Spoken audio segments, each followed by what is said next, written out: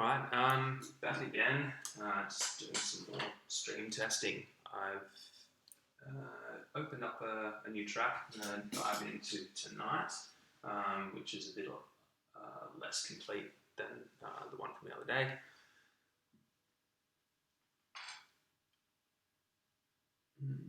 Yeah, alright, cool.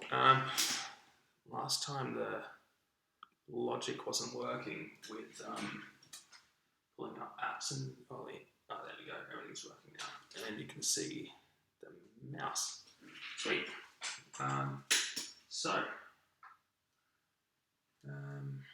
This one, yeah, it's kind of brand new. So what have I done? So far I've just got kick, bass, a little bit of percussion, pads, and a little bit of a vocal sample. So what I've done so far, so kick, this is a kick that sounds like this.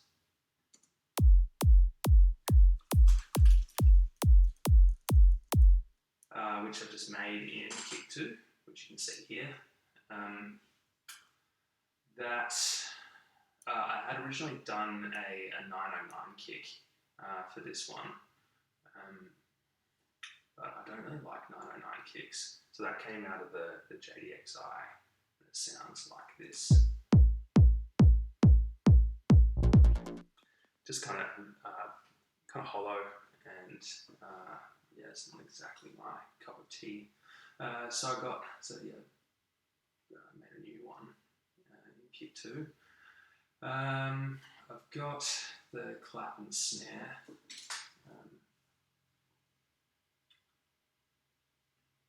So far just a clap, but this is one of the things I'm going to change because I don't like that clap, especially with the bass that I've done.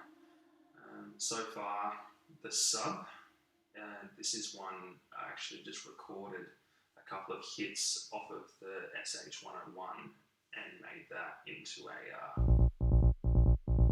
side bass like that, at least a sub component, and then I've got the mid bass working as well.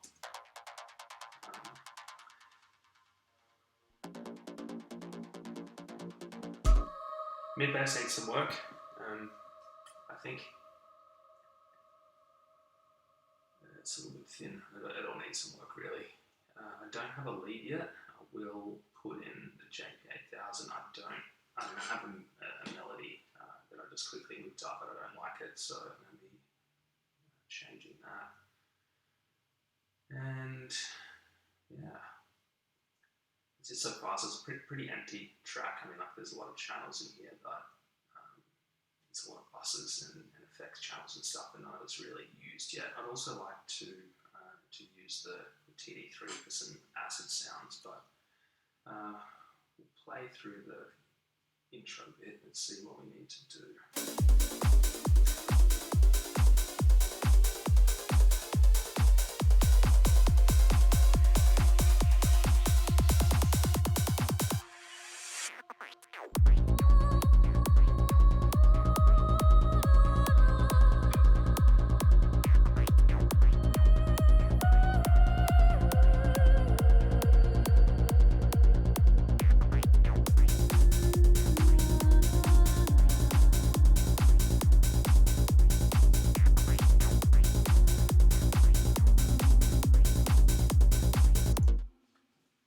So first up, I think I'm just going to change that snare because I don't like that snare at all. So I've got the MIDI set up for the snare already. So all I need to do is pick a new sound and then record it.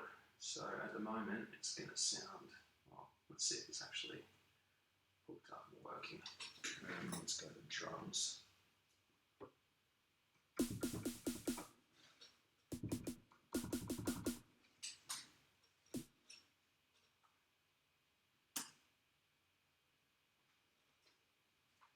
There's no sound coming out of that.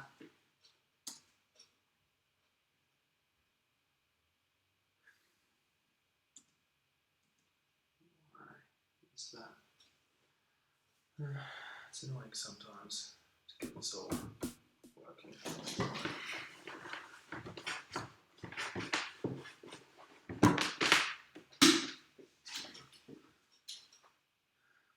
So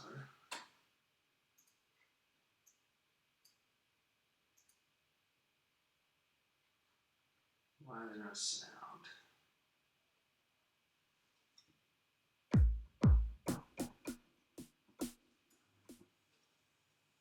Yeah, let's just check the MIDI channel. That might just be it.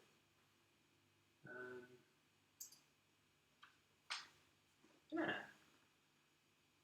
Oh, maybe it's not. I think maybe the MIDI interface kind of isn't available for it, but it should be picked up. You've got some stuff. Yes, of course.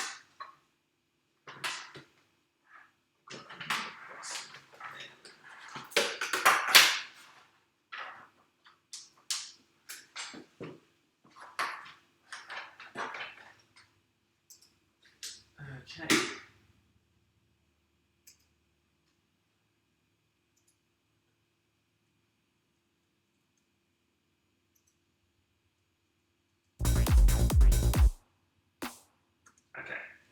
So that's working now. Jeez, it's gone dark. I might just turn the light on.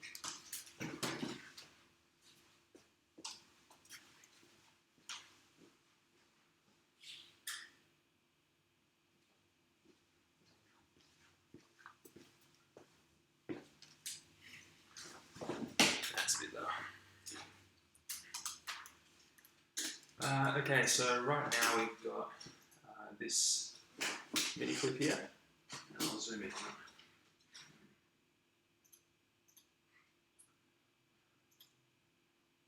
So there's literally just a snare hit on every offbeat. I'm not really able to see because my camera is in the way. There we go. And it's like this. So that's just sending the MIDI data from that track into the JDXi, and then the JDXi is sending it out through the audio output. So we've got a couple, this is just a 909 kit, or one of the 909 kits.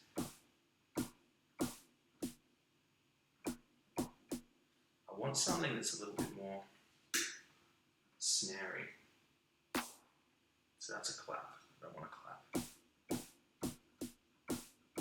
I think that's good. That's the clap. That's the snare. Alright.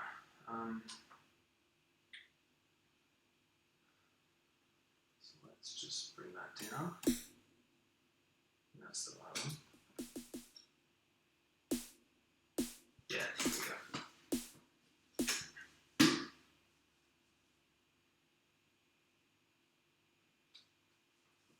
Okay.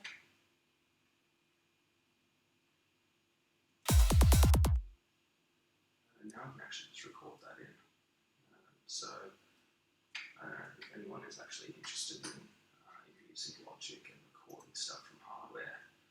What we need first is our MIDI clip, which is there on this channel.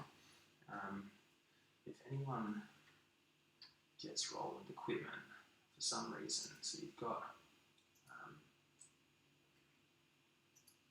you select the port that is sending the MIDI to, communicating with. In this case, I've connected it via USB to the computer.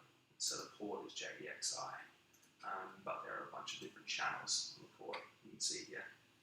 So 1 and 2 are the digital synths 1 and 2 on JDXi. I think the analog is 3 or 4, I can't remember exactly, and the drum machine is 10. And I think that's something that's consistent across Roland equipment. So something to note for the future. So it's on 10. So that's the MIDI. That means it's sending the information to the synth.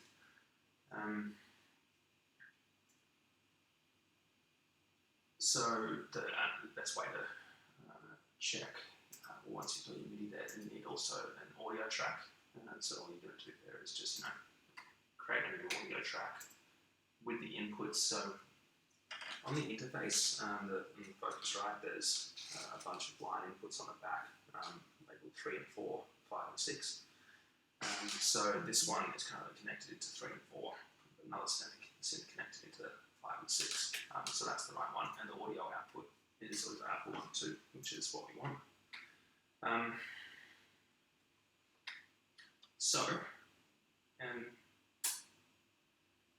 We've got that on, audio tracks on, monitoring, so we should get audio coming through, which we've already checked, and do that again. Here we go. There we go, there's a snare. Now we can just record it. So in order to record, we just want to hit the recording arm for the track, which is the little R, and it'll be flashing red once it's done.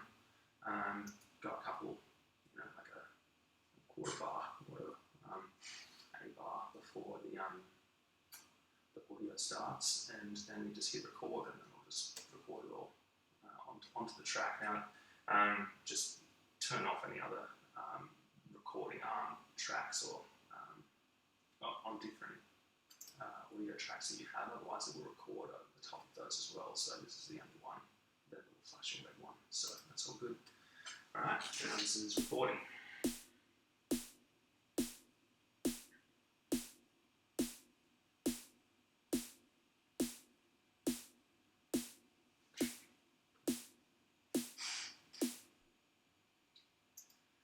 Right, and that is as easy as it is.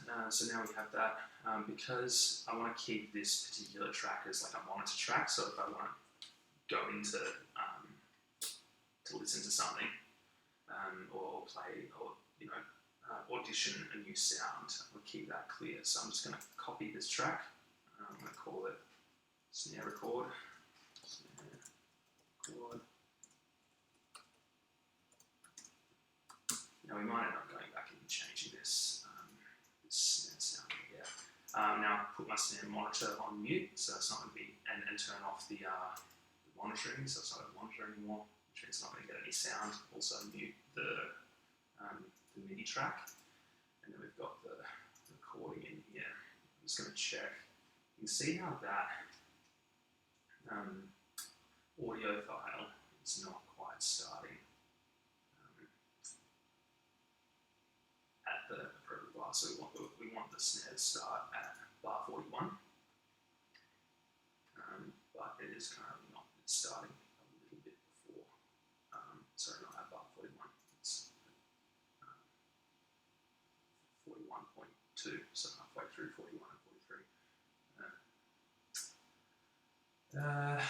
But yeah, so we can see, that little bit of audio at the front of it, so we're just going to move that forward. Now this can be fixed by actually just putting a delay on the MIDI channel, so that it actually records slightly delayed and goes in time, but I can do a lot of fucking around with that. So here we go, and it's all lined up.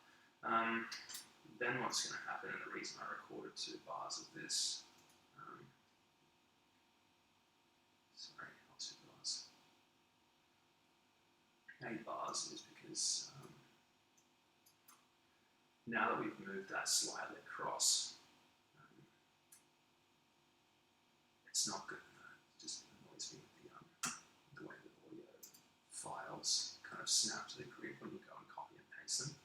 So anyway, scissors tool out onto that bar there, 45, cut that, and then on the tail there, to record a little bit more, cut that there at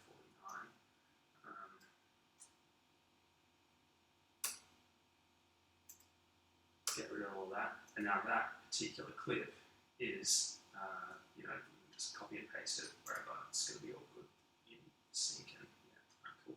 I'm just going to copy it over where our other clap parts were before, which is here, here, here, here.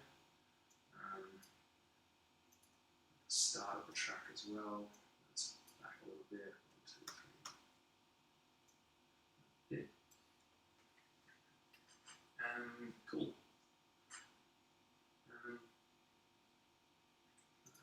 So let's see how that sounds with the snare instead.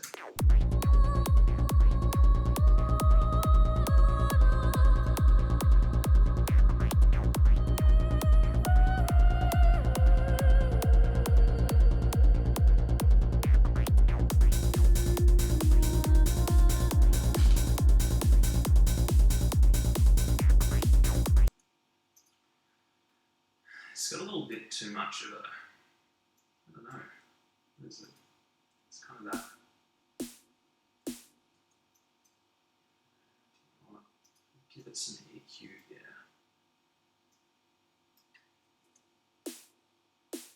I'll make it a bit snappier. And then get LFO tool on it and just have a look at what it's doing.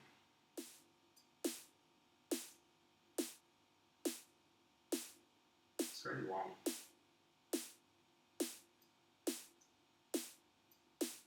I think that should make it a little bit snappier.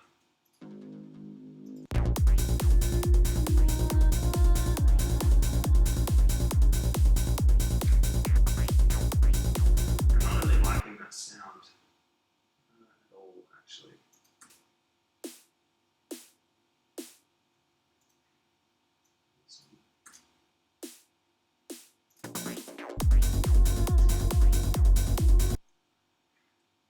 I think with the snare hitting at the same time as the kick, it kind of gets a little bit, it's like those two transients hitting at the same time.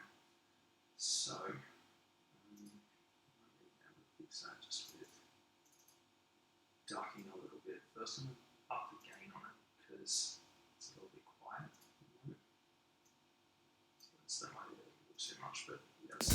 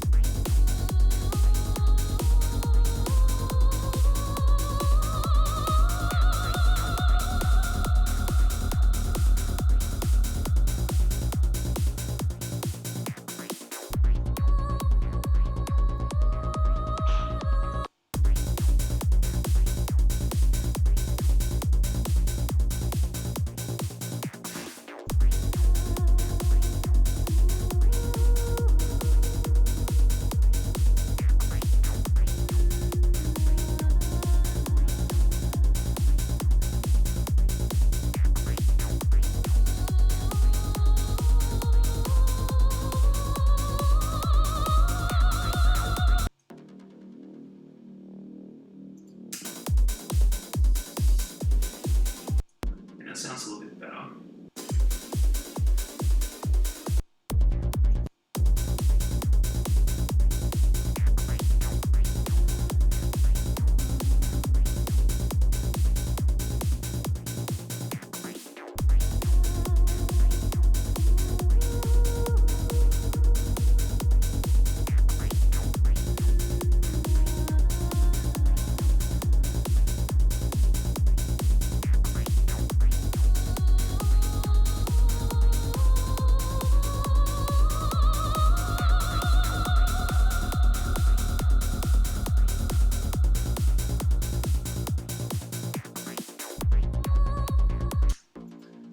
That sounds better. That gets rid of that kind of clicky, annoying bit that was makes it more of like a white noise as opposed to like a proper drum bit, which I find a little bit better for this kind of kick and bass.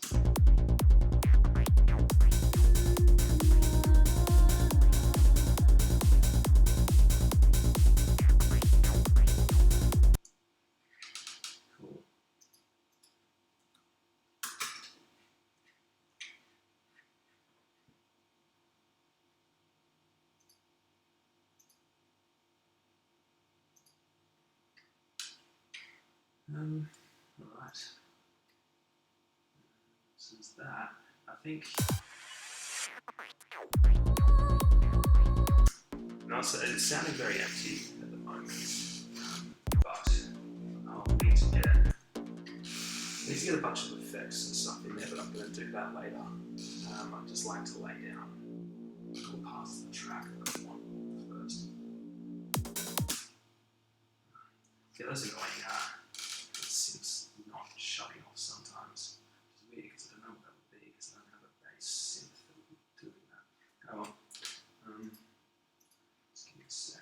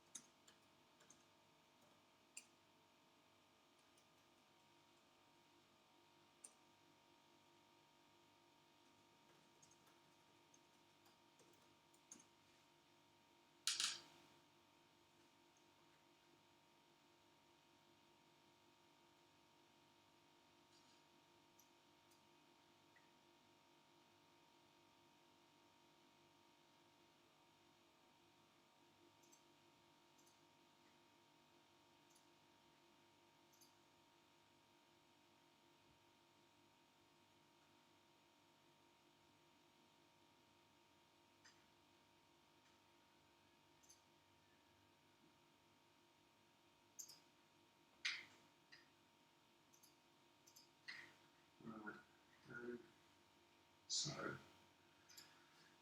I think an intro melody would be nice.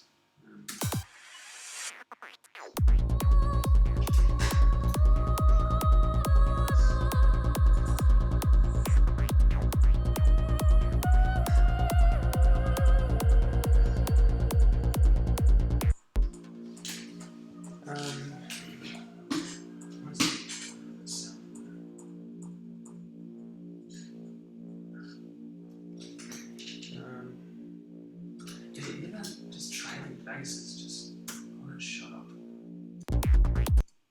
There we go. Stopped. So I think I've got so I've got a pluck thing set up here. I don't think I like what I've done before.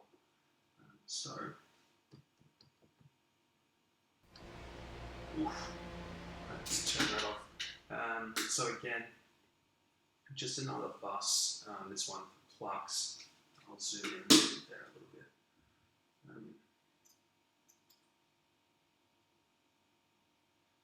So I've got Ultranova MIDI, so that's just a MIDI channel that this is actually, that Ultranova is connected to using a MIDI interface. So we'll draw the melody in here. That'll send that to the Ultranova, and then we can record it back through. We just need to actually change it's here.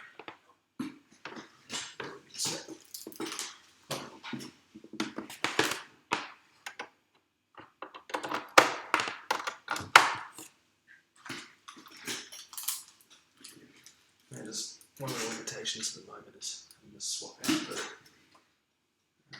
hardware all the time, all the cables for the hardware. Anyway, so that audio out from the Ultranova is now going to our interface, and we'll put that on monitor and change that patch because that was not very nice.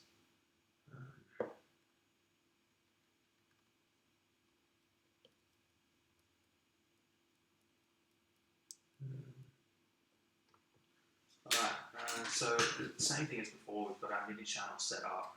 This time it's not connected via USB, it's connected via the MIDI interface over here. So that's just MIDI cables in and out from the interface to the synth and back, so that we can either use the keys as a MIDI keyboard, or we can send the MIDI data through it through the Logic sequencer, and then just audio output from there back into Logic. So we've got a monitoring channel, which should hear now, but maybe we can't.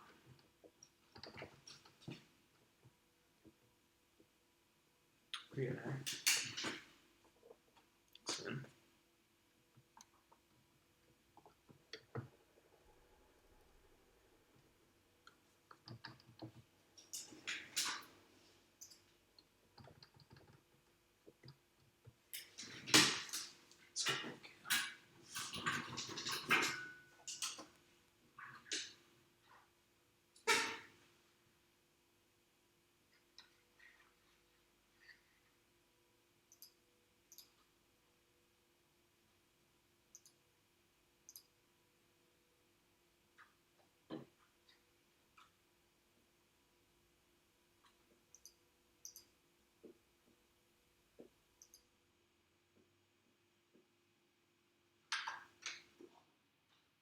So that's strange. We're monitoring.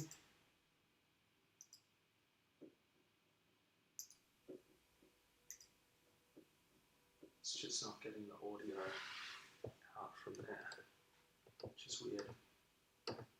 Plugged in.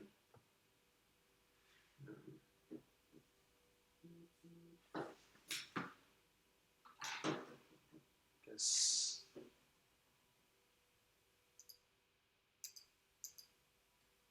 single 3 and 4. That's what we want. Alright, bear with me here. Let's not do that.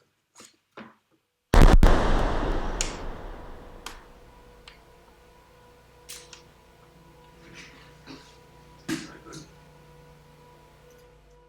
What is that monitoring?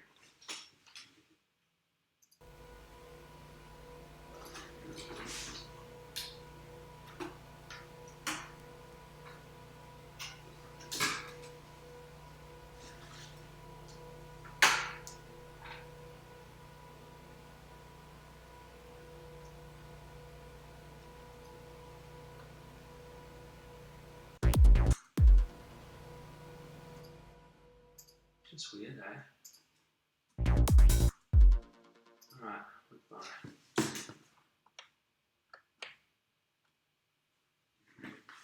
Try again. Glad no one's here at the moment, because this would be boring to watch.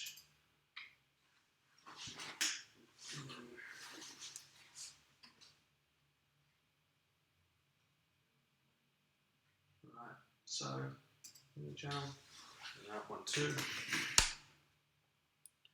Ultranova back on.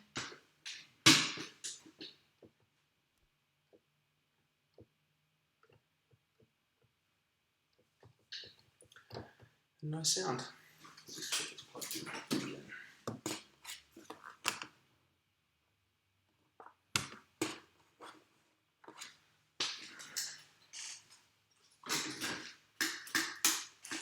Yeah, weird. The outputs are going to the right spot. It's just not picking it up. Oh, do you know what? It'll be the, I don't know, ports right. Maybe channel 1. Right.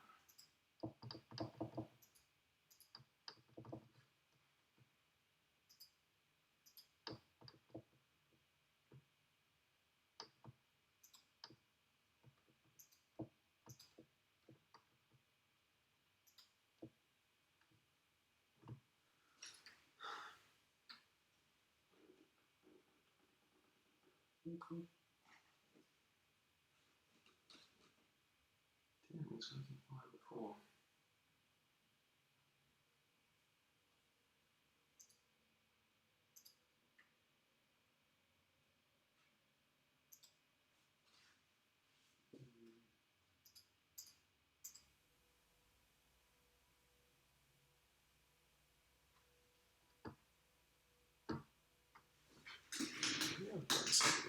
actual.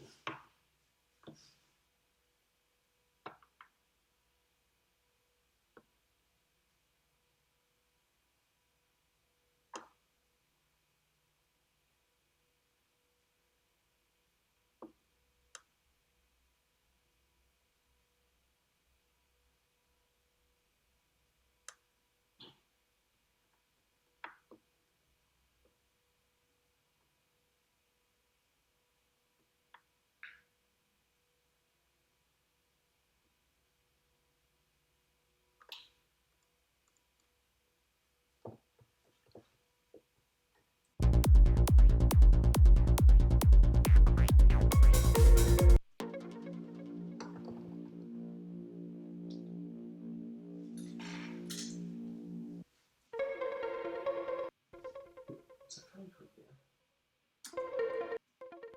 Yes, that's a previous version of the melody that I recorded, but it's not.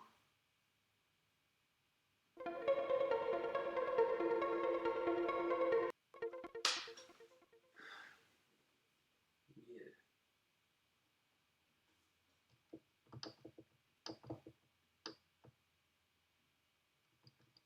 Something going with that.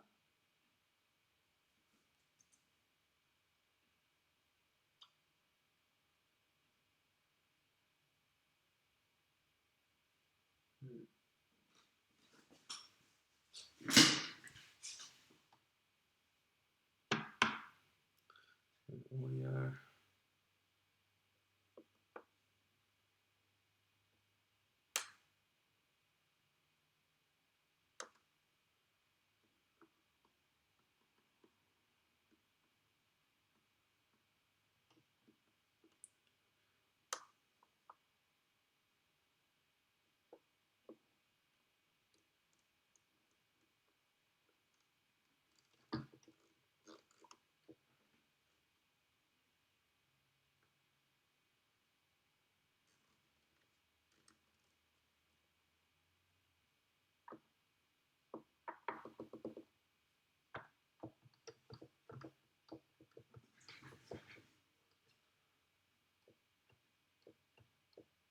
So weird and very frustrating.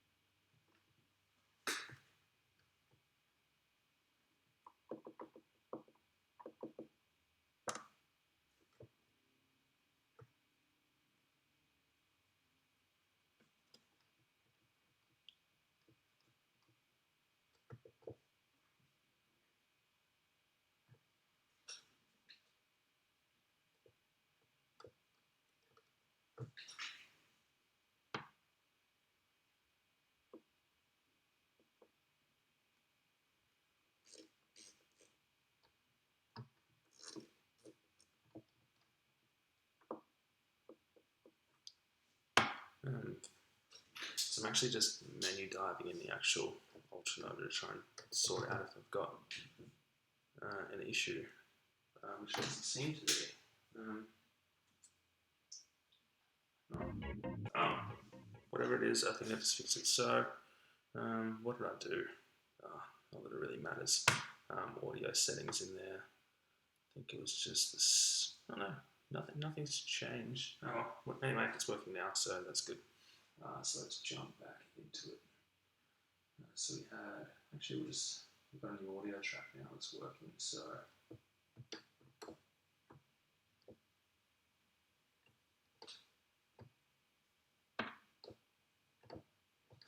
is that not working now?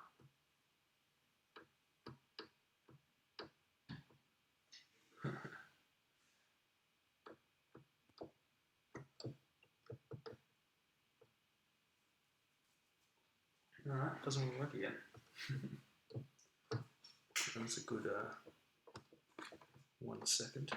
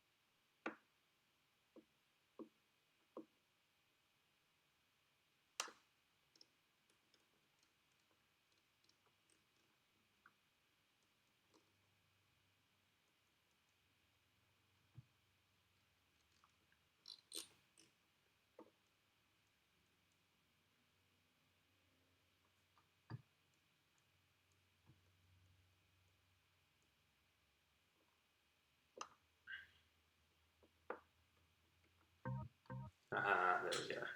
Alright. There we go. Alright. Back into a patch. So the Ultranova, while it is good, I hate the menu on it. So a lot of the other like bigger synths will get, you've got the whole panel here with all the faders for envelopes and levels and everything right there. Whereas the Ultranova is just it's all just knobs, and you've got to do a lot of menu diving to be able to edit the synth parameters and stuff. And I really hate doing it. Some sort of bought presets it is. So we'll get this in here.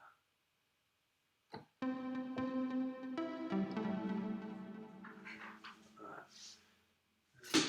Now if I fire up the JB, it should connect as the primary MIDI controller and control that, hopefully.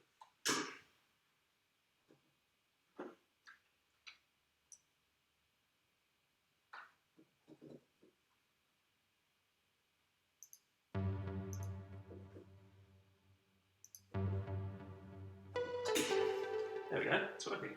Alright, so yeah, at the moment the JP is just sending the MIDI data, so if I hit a note, there we go, into the interface, out to the Ultranova and plays that. So it's the same thing, which is cool.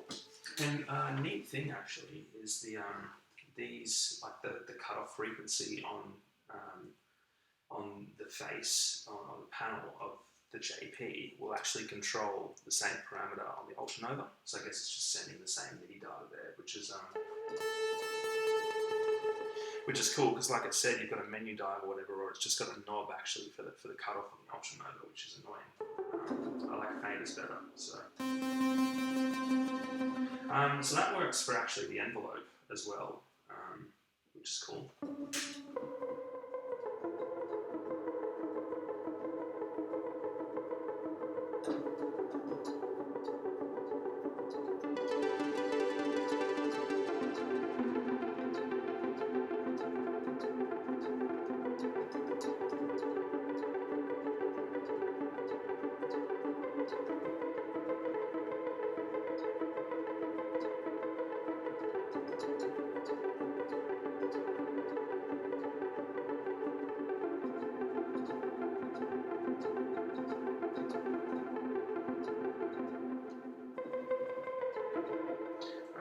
So that's actually the melody that I had before, I'm pretty sure. So if we play that, I think that's what's going to come out.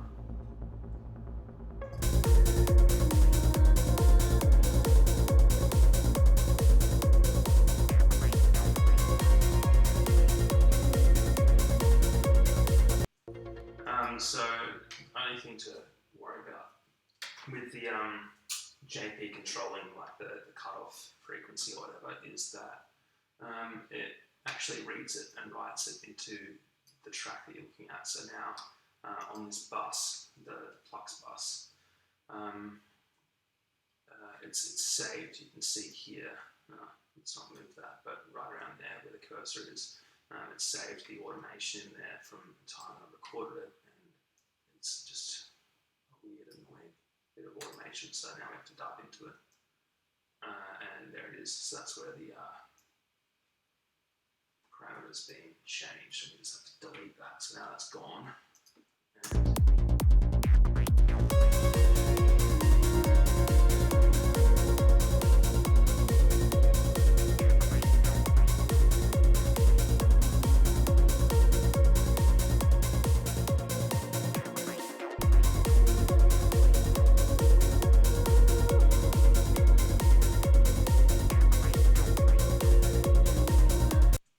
Yeah, so that melody I just think is just playing.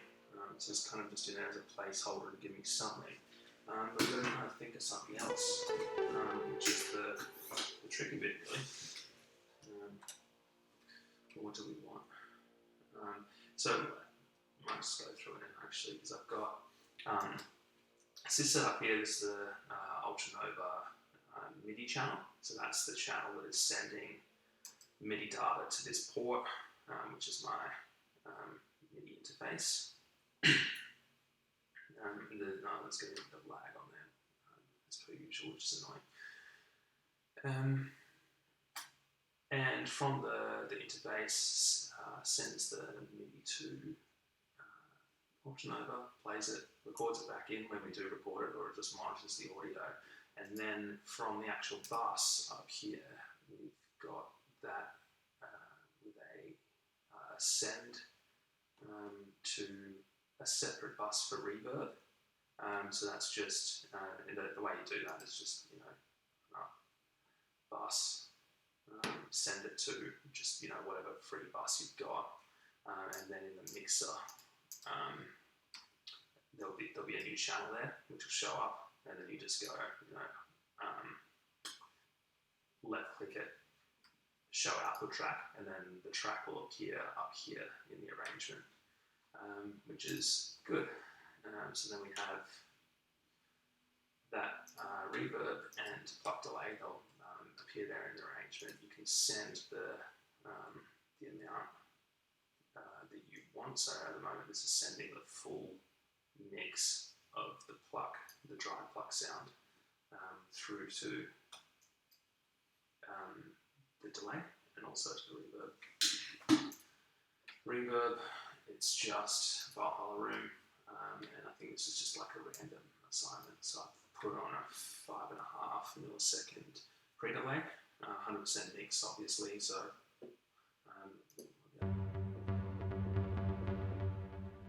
you can hear it without it. So it gives it a lot of body. And then for delay, same thing, 100% wet on a 3/16. Sorry, the ping pong, just a normal delay, which sounds very similar to.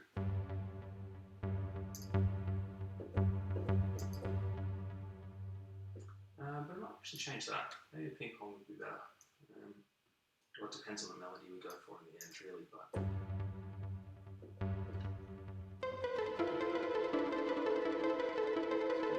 It's a little bit too much. Maybe a ping pong 3/16.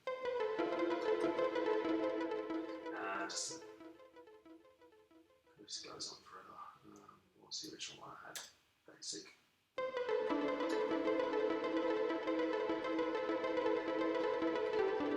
Yeah. So that's that. So that's our effects, and once we've actually decided on a final melody and got it in there, then we can work on actually using compression to duck the kick and even duck the lead and whatnot. So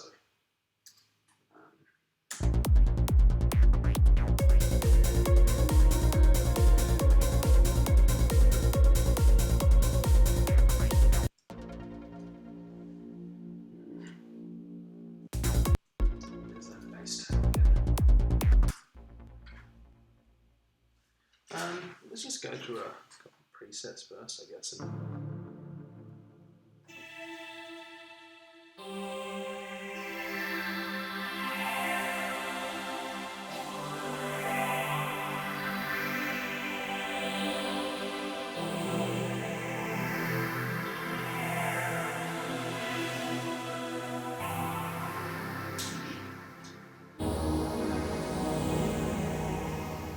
I like that. That's pretty full.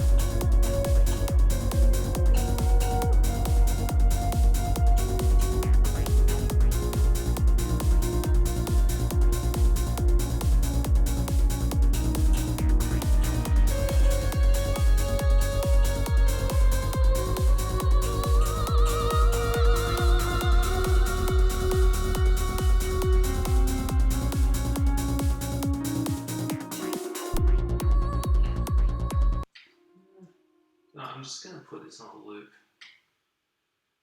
and we're going to think of something. Just have a bit of a jam, I reckon. So play through this progression to there. Again with that bass.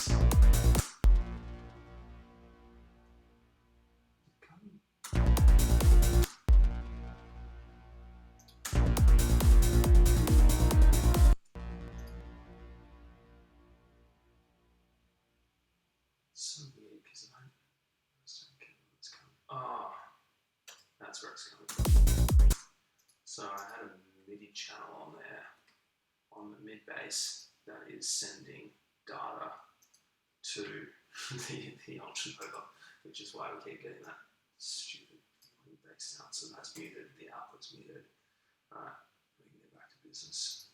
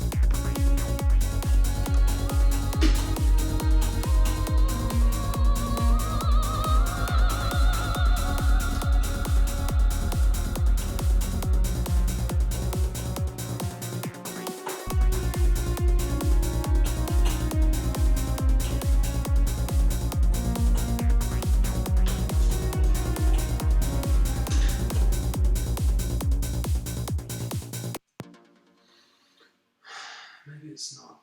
Maybe get a plug in there.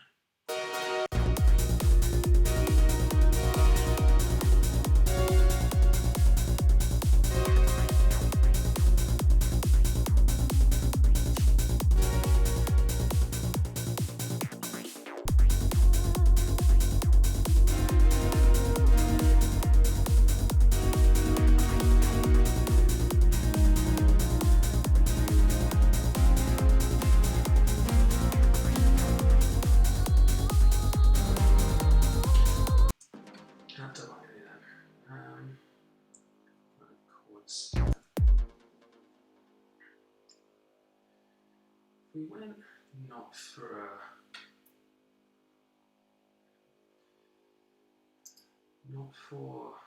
synth plug, but maybe a piano instead. So let's give that a go. I've got a piano set up on here as well.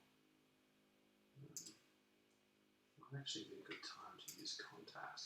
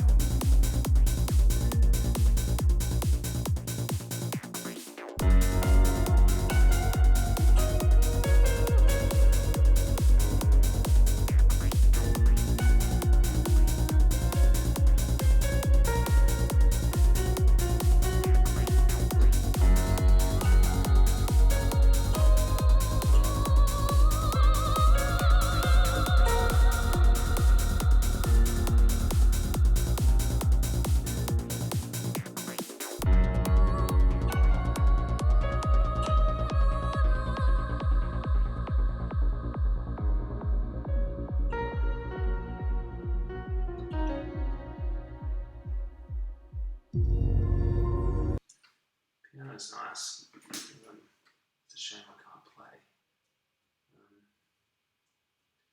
But let's consider that. Alright.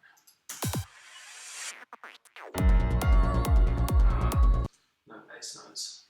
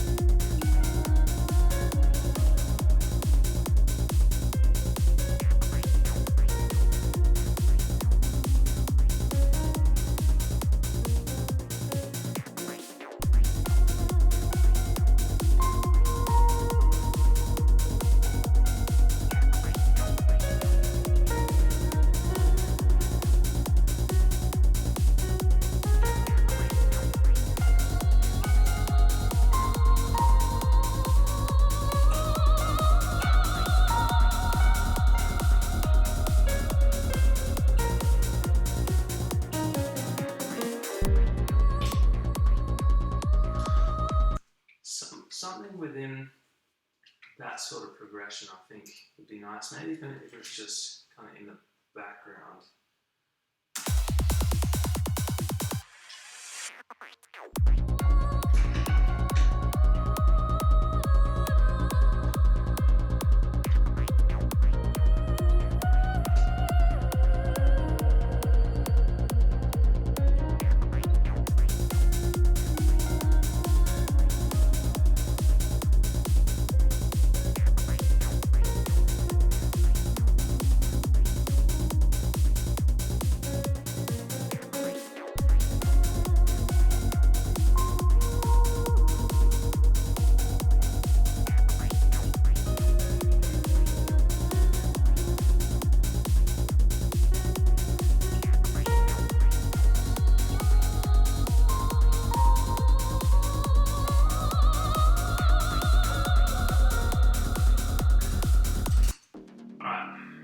So I'm going to record that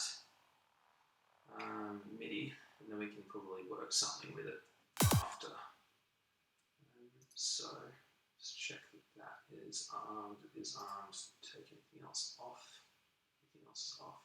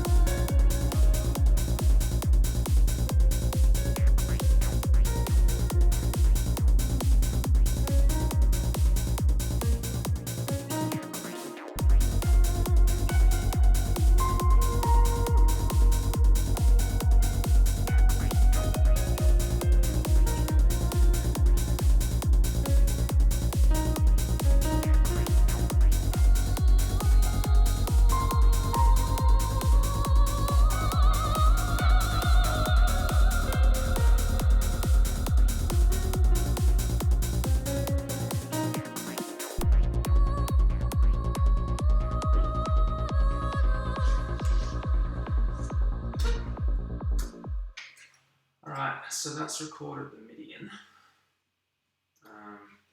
which looks something like this.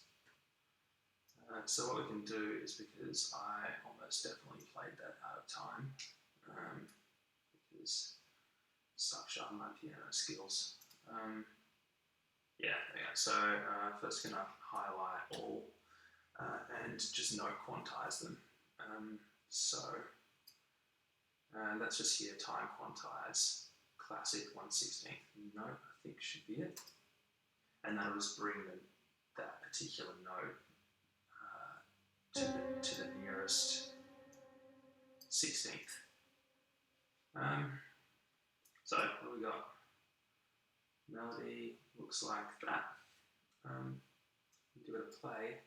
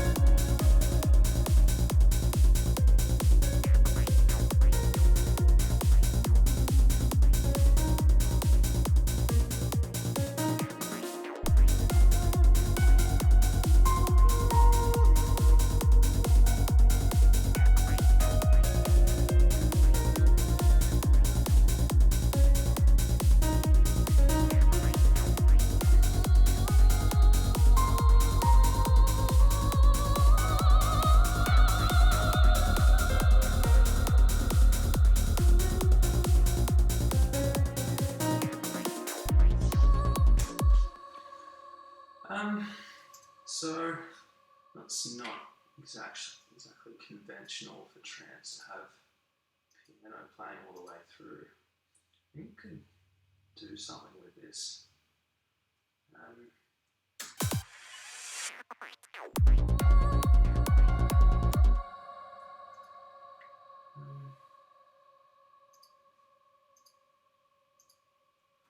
Alright, so let's take that. Oh, let's just fix it up first because some notes in there that were off.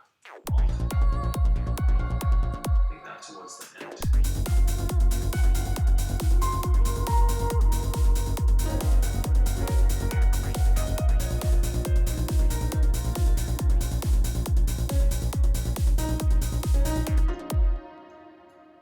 That was one of them.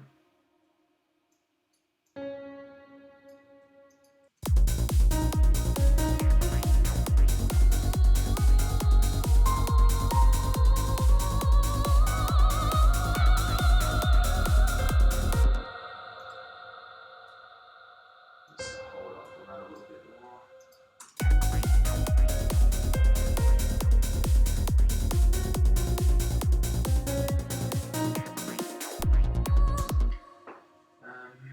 And that could be extended. So that goes for another 8 bars, short breakdown.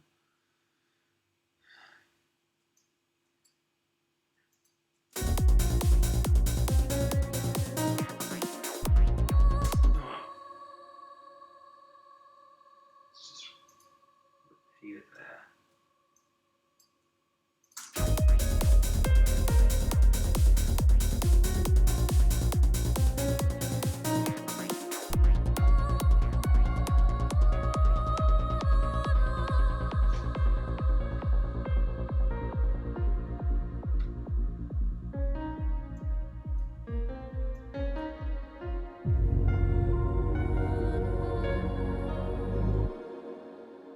Alright, so that could potentially be a breakdown melody.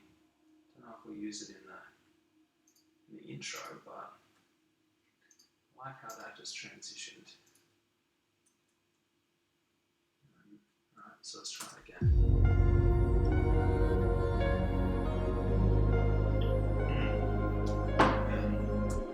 Wrong. Alright, where's the breakdown start? Right yonder.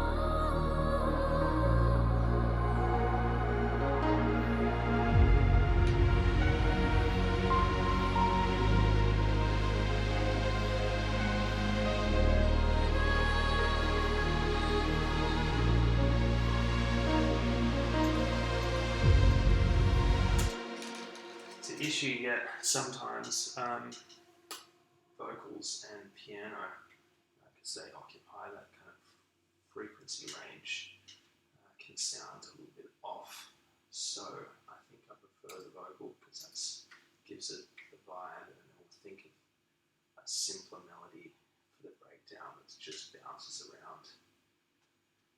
I think that would be better, but maybe I do like that for the actual intro.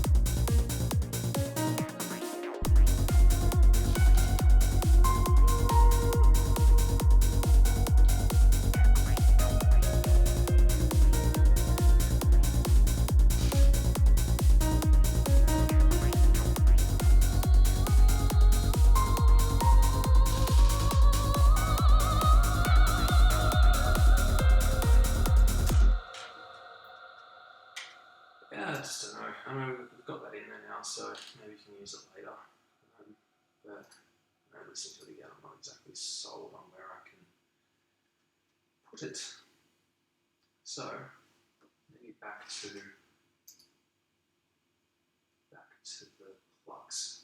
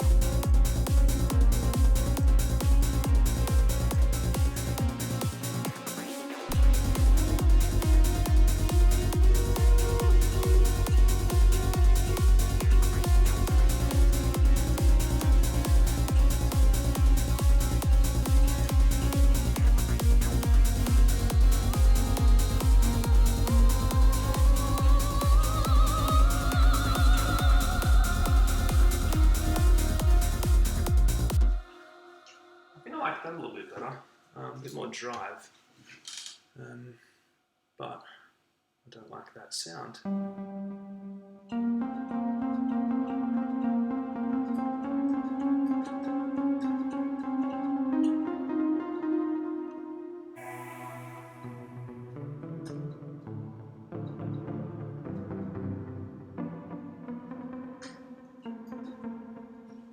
Right, let's get into this.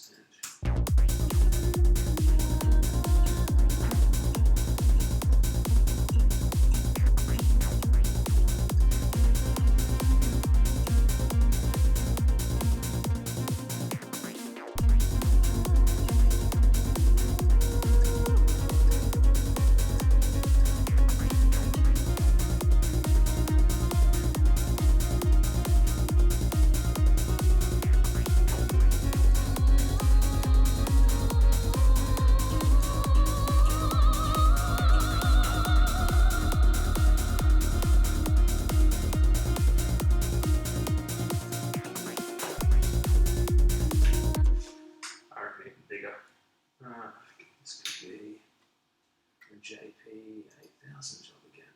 And I like the Ultranova. I like it for little plucks and pads. It's a little bit church organ-y sounding though on leads. If you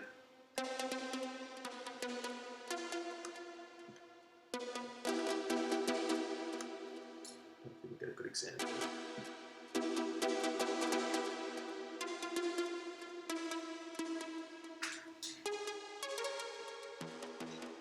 Because I'm actually not on that anymore. But it just take a word for it. I mean, it's good, but I prefer a super saw from the 8000. I think as well, the Ultranova's got, I think, 24 notes of polyphony, but you want to make a super saw, so that's 7 detuned saw waves. So you can have like a 3-note chord doing that, because then you've used up 21 notes, you get 24 voices. So, but JP works whatever magic it does. So the super saw wave is just a single voice in and of itself. So it's only got 8 voices, but super saw with 7 voices per wave, and that's really like having what's it, 54 voices, which is cool.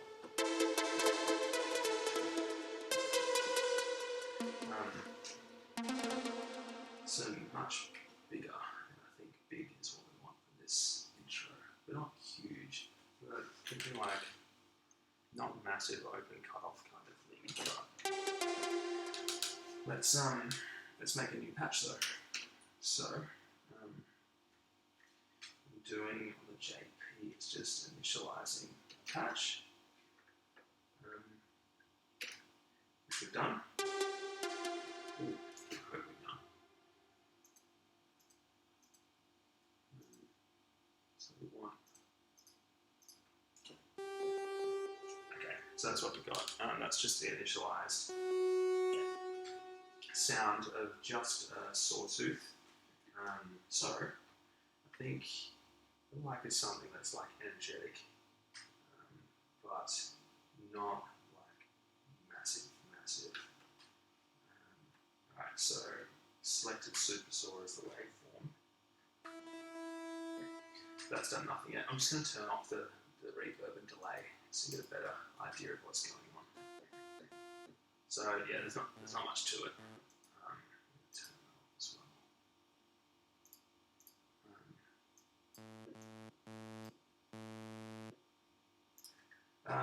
So that's super saw with no detune. So we're going to put the detune up, and then the mix up to probably full. There we go.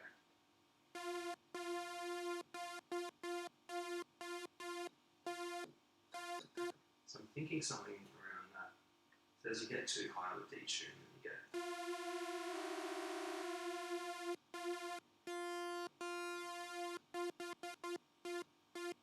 that's about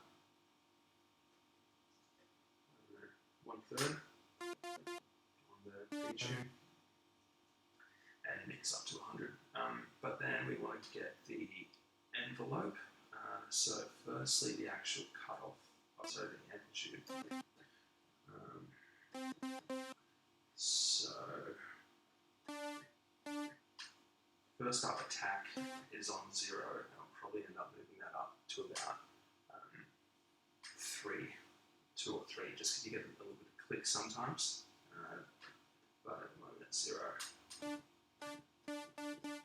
Decay around, so about 1/4. Sustain, I'll have that at 0 for now. Okay, so that's what this thing sounds like. Can increase the decay a little bit.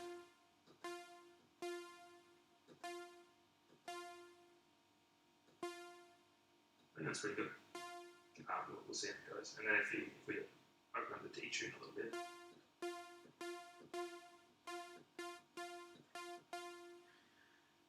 Filter, gonna follow it pretty similar. So we got attack at 0, decay up a little bit, sustain down, release up a little bit. It's a low pass filter at -24. Then we'll look at the depth.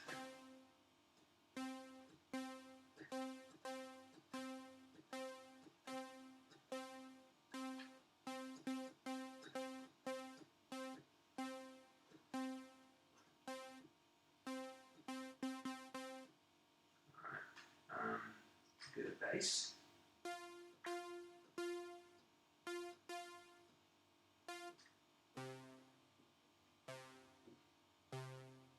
So that's just with the bass up at about half. Oh, sorry, not half. It's just its resting point. Treble. That's treble at resting point.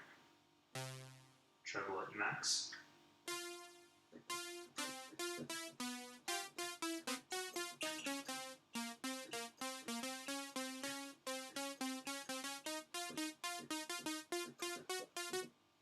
And chorus. So chorus up to 75.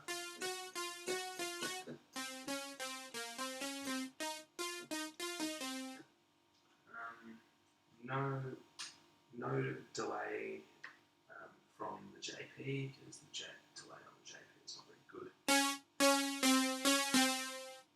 So just ups the gain on it a little bit, so you know a bit better. Now, so that's with the filter fully closed. Now I'll probably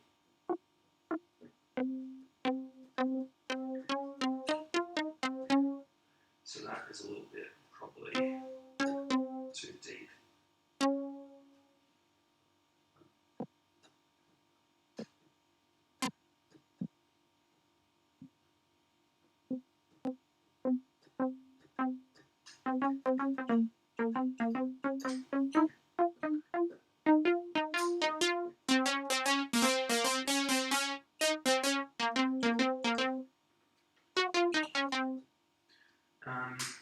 So that's that. I'm not doing anything else to it at the moment. I could actually put in a secondary wave. So I'm going to throw on, just because we've got two oscillators on here.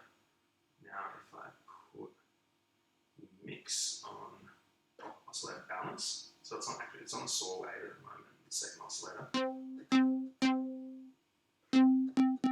That's what it sounds like on a 100% mix, so that's just this. There's just not a whole lot of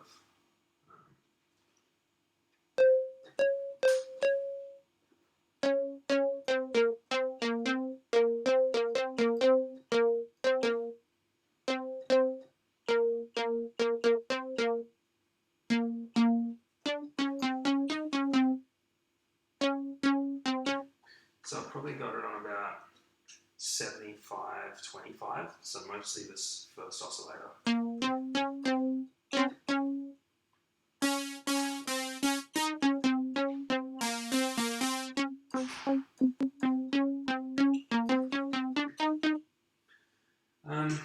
So that's alright. Now, if we listen to that with the reverb and delay, we get an idea of what it's going to sound like.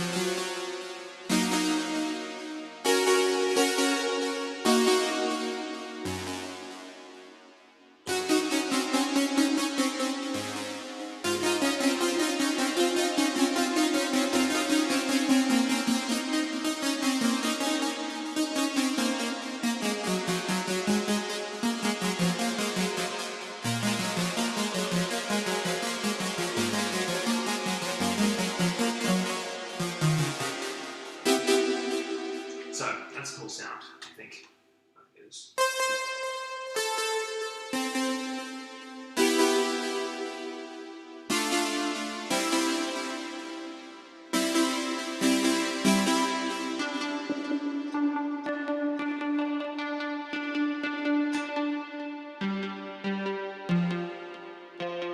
So you might be able to hear that in there, maybe not, but there's just that click of the attack.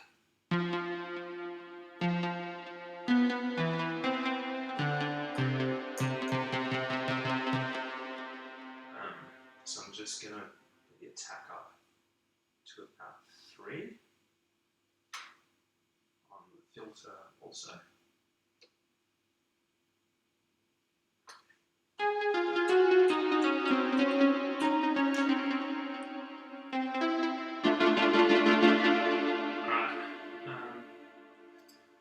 Now we've got that, we can kind of jam with it and see what the track's going to sound like.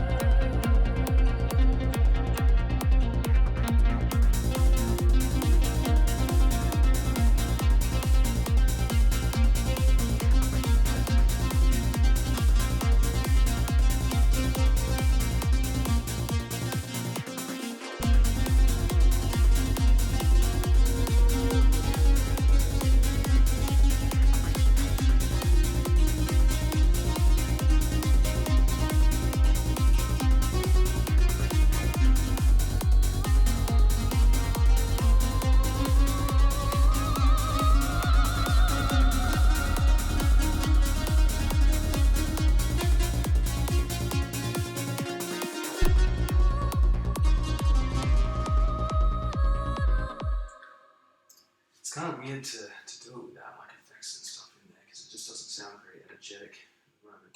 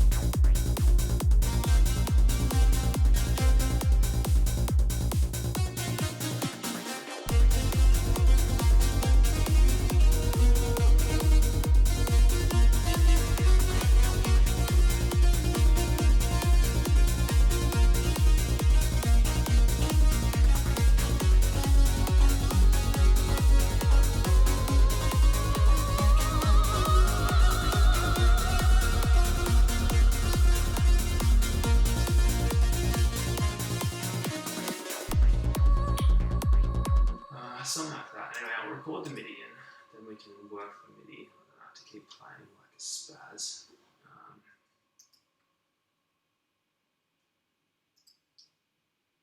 Record Scarlet track. Yeah.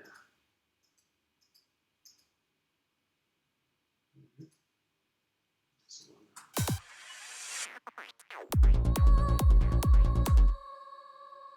record both.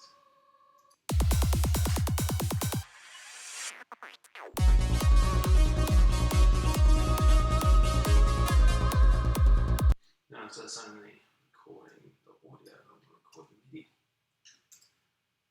If I want to do that, I could probably do it, but I can't hear the audio. Can draw all this MIDI in there.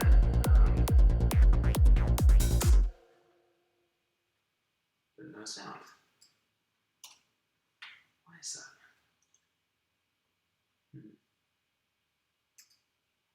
It's annoying though. Tell you what. Let's just draw it. Tell you what. Let's get a new one here. Alright, let me just save this lead first before we do anything, because otherwise I'll lose it. So we want to write, we want to name it, and just bear with me while I call this something.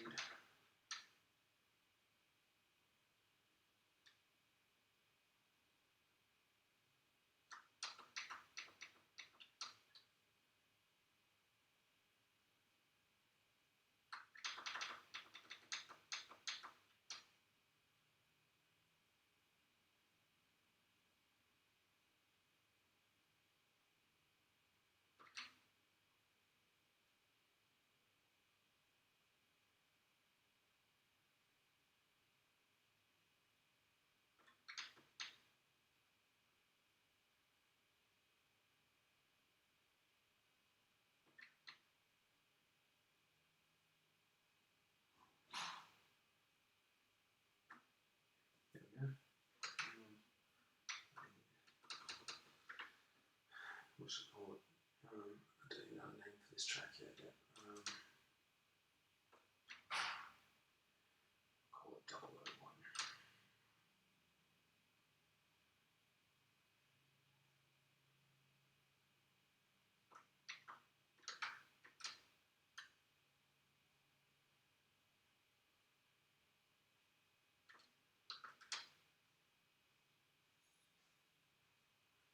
It's tedious writing the names into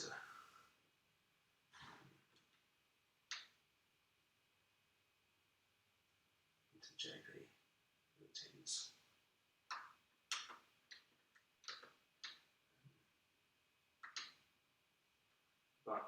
is old, so it's to be expected.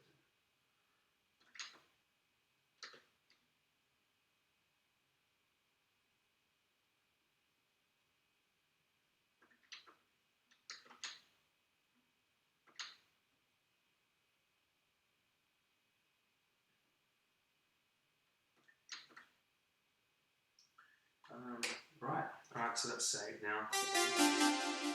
So we can come back to it.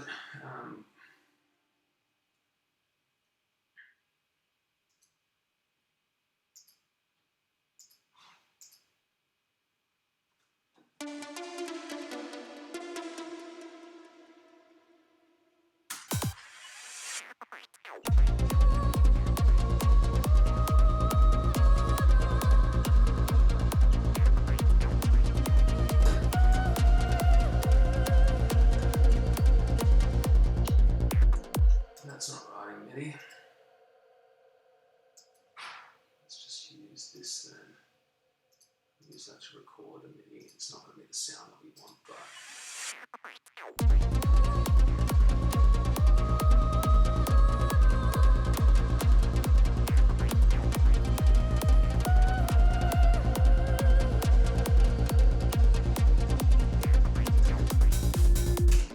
alright, so that's like a basic pad that we've got.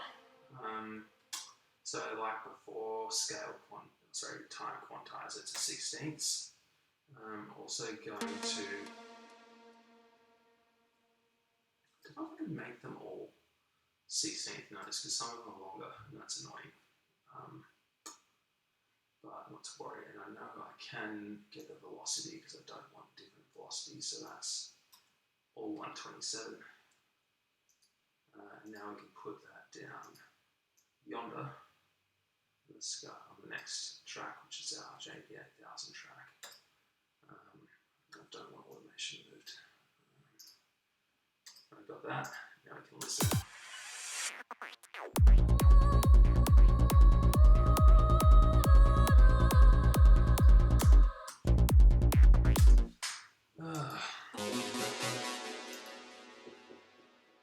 Okay.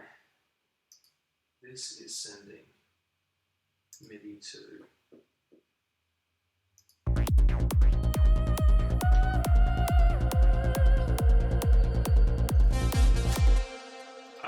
there's two MIDI channels on JP8000. This one was set to channel 2. We wanted channel 1, which is why it wasn't working. That's why it's working now. Now I'm just going to jump in and just change the note length to make it 1/16, and then we can change it later. So because it repeats, I've done that first one. We can delete the rest. We'll just copy it in there.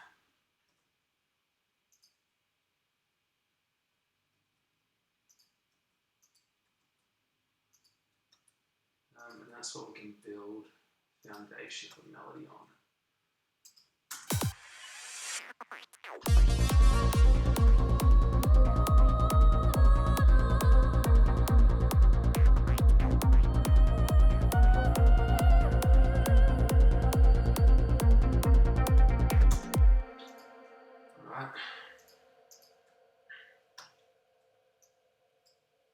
So that'll repeat that twice, and then when the progression starts, which is, maybe, yeah, alright, cool.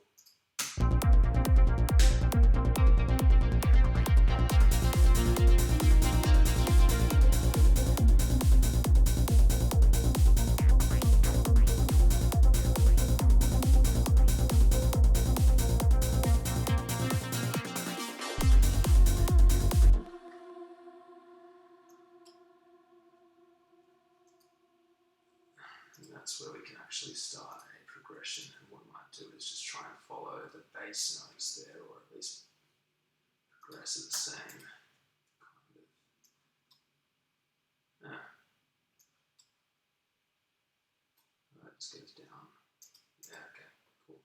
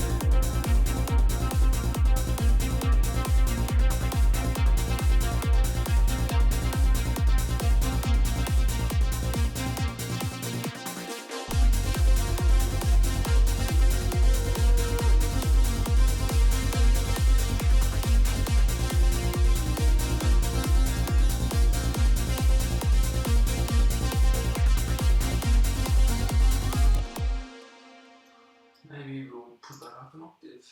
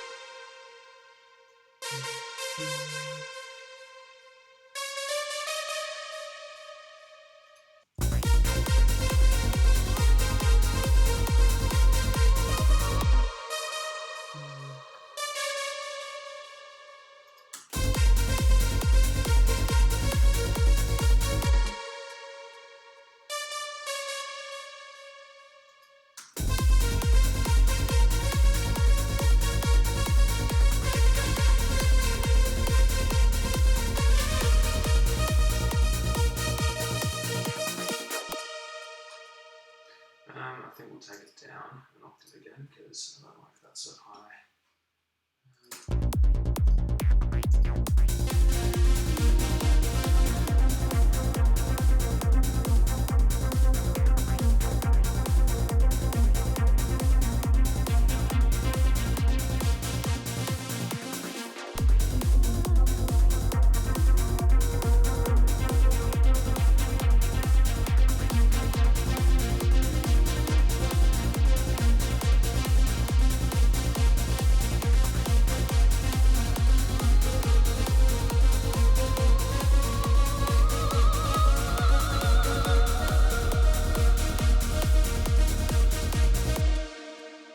Had taken out the second oscillator, but I think it actually sounds a little bit better with a bit of that in the mix. So this is without.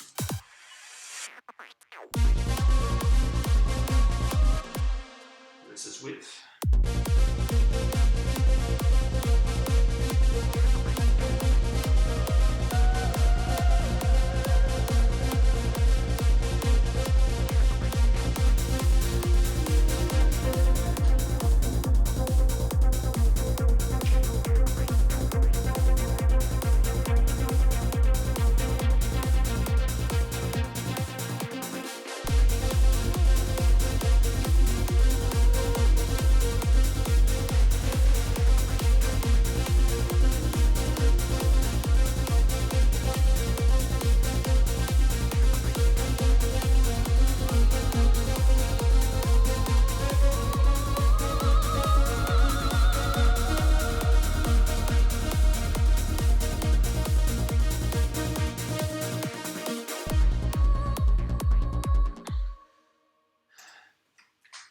A little bit thin. I've already got a spreader, stereo spreader on this channel. Let's actually just take a look first at the EQ. We'll see what it actually looks like.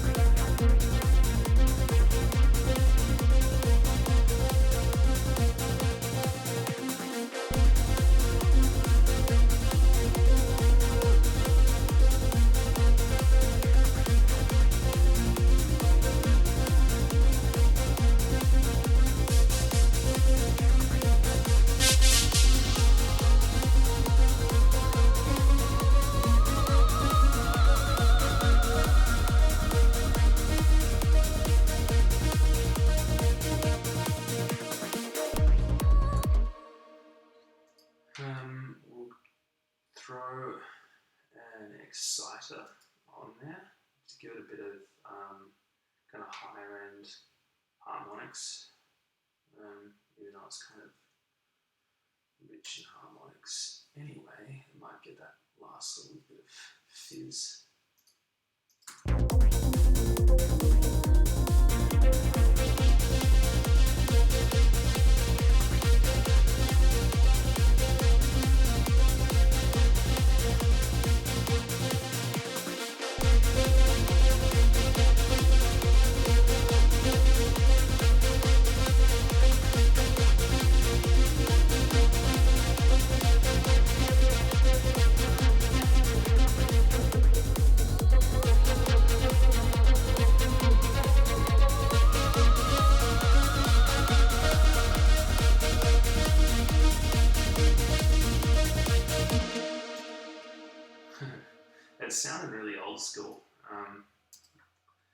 in, I think, a good way. I mean, it's pretty empty at the moment. But with that 101 sub and the JP and the 909 kit, I think that's, kind of pretty cool.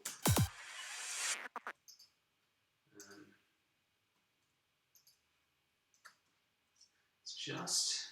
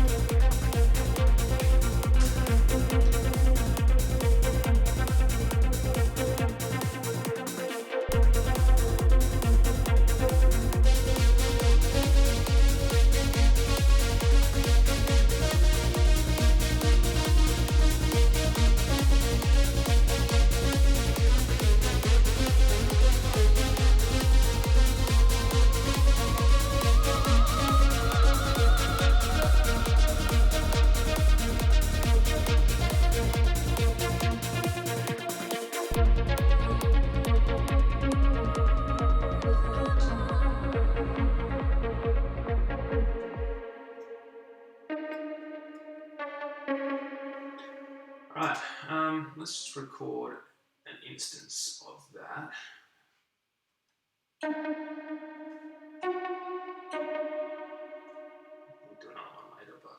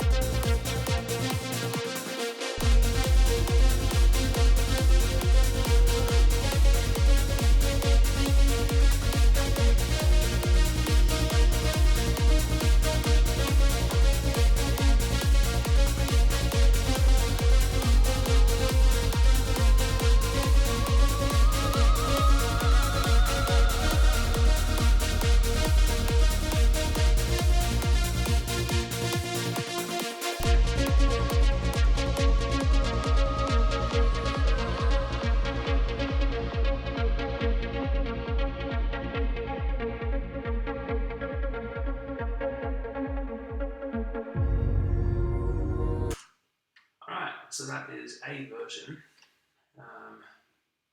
which we can just see if the process somehow. As usual, it's just a little bit out of time there. There is a way to actually quantize the audio clip, but it ruins things sometimes, so I'd rather just drag it.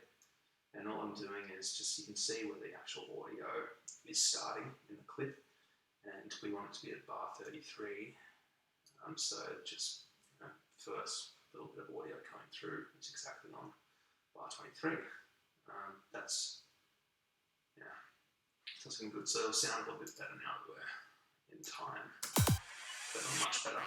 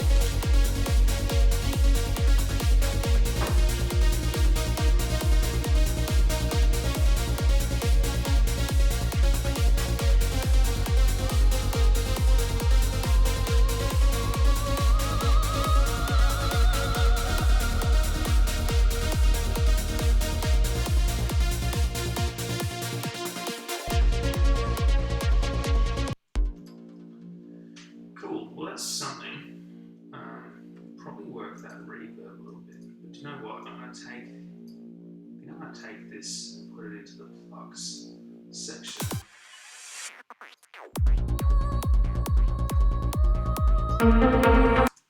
That's loud.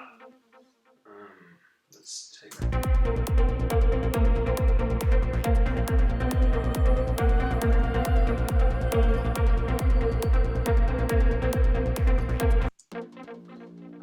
So the reverb is pretty overpowering. Let's just first thing to put a compressor on there. Sorry about bass. No, there, why is that? Do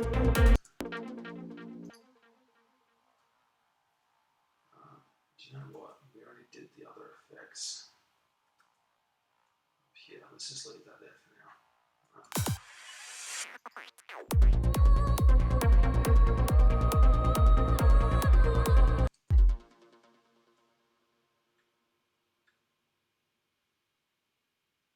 What if it went the other way?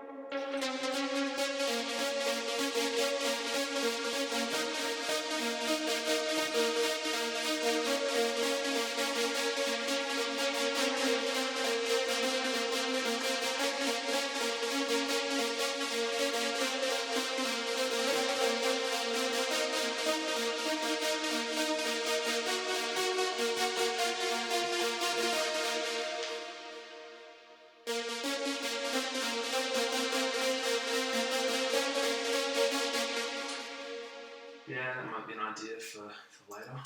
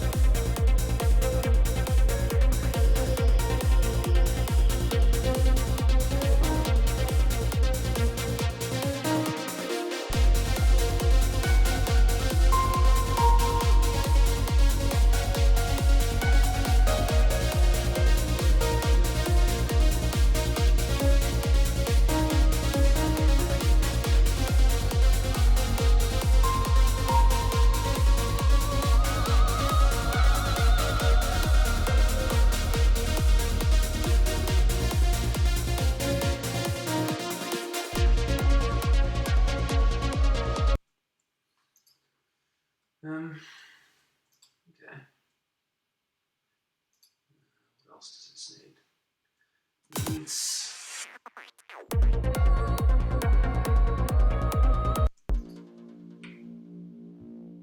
it's the sub.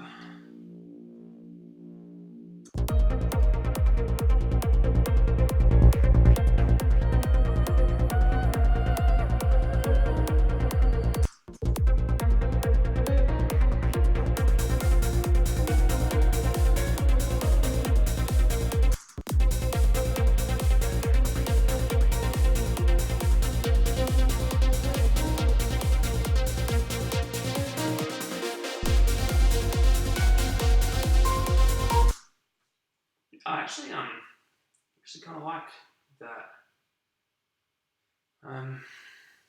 piano with that lead. The lead needs some work because it's not very full, and I think this bass needs to be filled up a little bit. And what I'm going to do is I'm going to open a new software instrument. We're going to get just the run-of-the-mill sampler in stereo.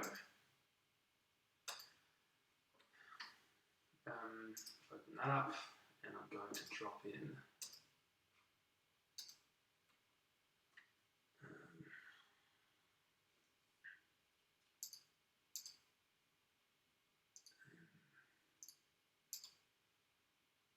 this top. So just a sample from a Parker kit. Don't hold that against me.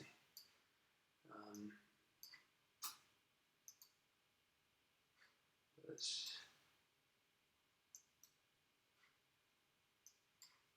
show me. Yeah, no. That's drums. Impacts. We'll come back to that.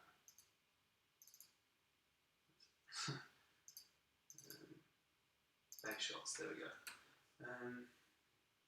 So, why am I not doing this with one of these synths? Sure, actually, probably could just do one with a JP, but just because it's one layer, it's just that I want that mid bass to just be a bit fuller. So I've got a couple of elements from Spire in there already, but you can hear it's a bit thin. So I solo that.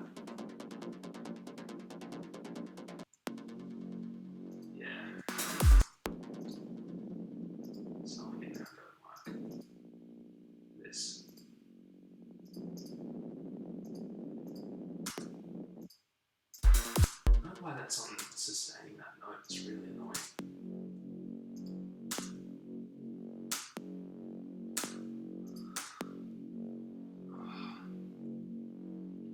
honestly.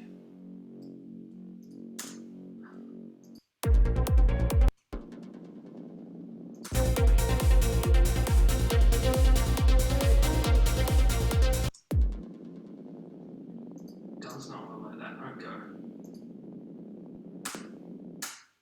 There we go. Alright. So, where's our sample instrument here? I'm going to throw that in there. We're going to get the same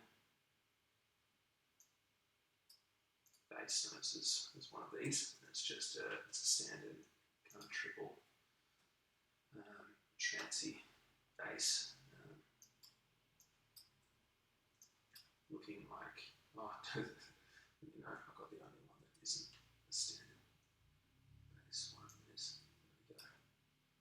Yeah, 3 notes, easy.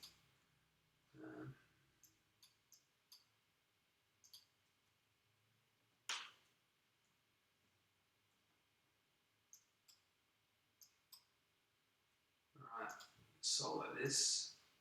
We haven't done anything in there yet. So our track is in B flat minor.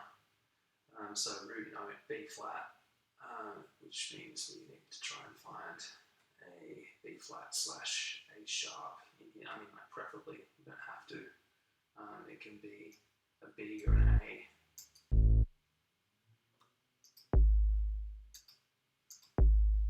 That's a bit subby.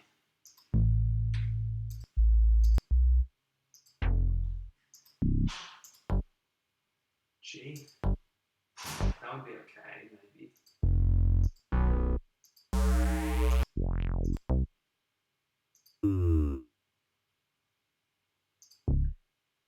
G sharp, B. Maybe that'll work. A bit fuzzy. Throw that on B there. And so you do is drag a sample in. I've plonked it onto B because it is a B. Sampler takes care of the rest. You just drag it out to, you know, so it covers a full octave. Well, it doesn't, maybe not necessarily a full octave. It can just be enough to get you the notes that you need, which in this case I should have with that, and then we can listen to it as long as it's the right spot. So that's our sample. Alright, so that doesn't sound very groovy, so we need to get LFO tool on it, duck it, you'll see.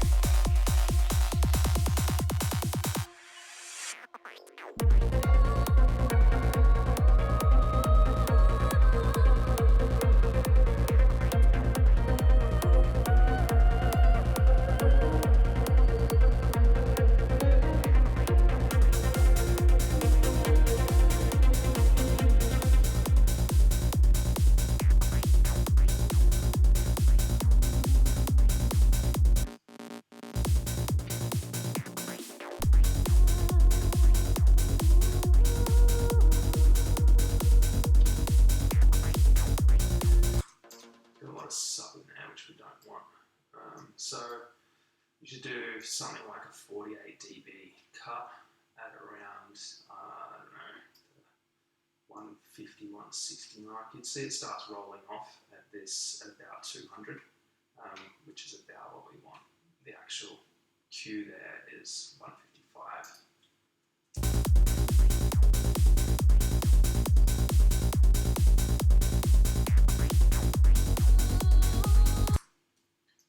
So that's the kind of, I guess I gave a little bit of body. I'm not sold on it just yet, but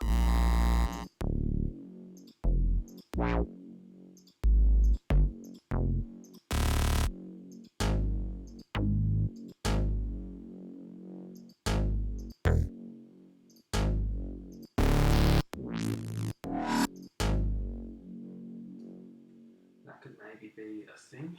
So let's just get our having a million mid-bass tracks, so we'll probably end up getting rid of a couple of these. Otherwise it just muddies up the mid-range, which you don't want. So I'm going to open the sampler, because this is just copied over from the other one. We're going to delete that from the map. Get this one in there. That's a G sharp, so we put it on G sharp. Go up and down for a few notes.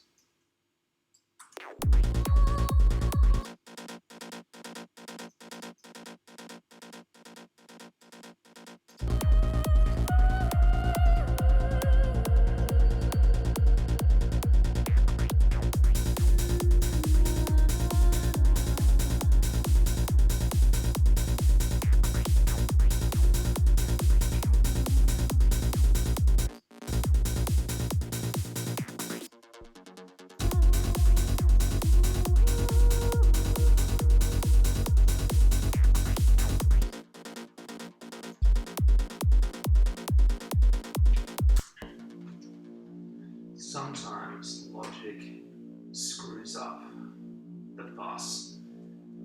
Let's have a look. And it just makes it out of time. I haven't been able to figure out why. But no, it's okay.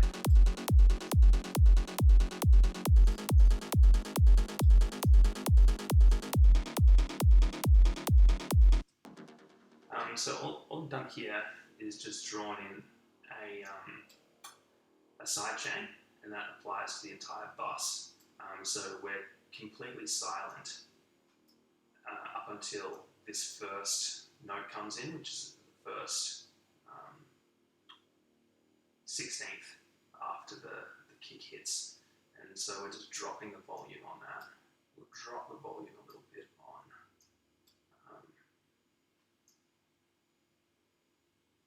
that second hit, and that just gives it a bit of shape and a bit of groove. Without it,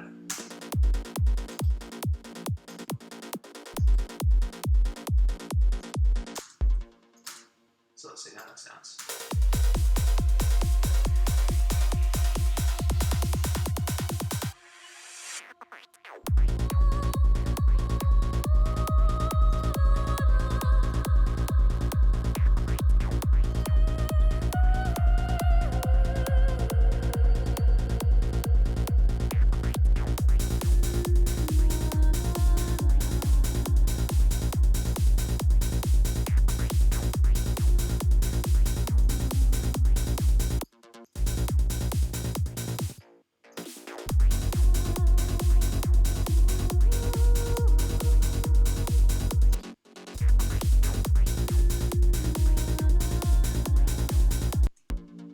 Sounding a bit more full, I think.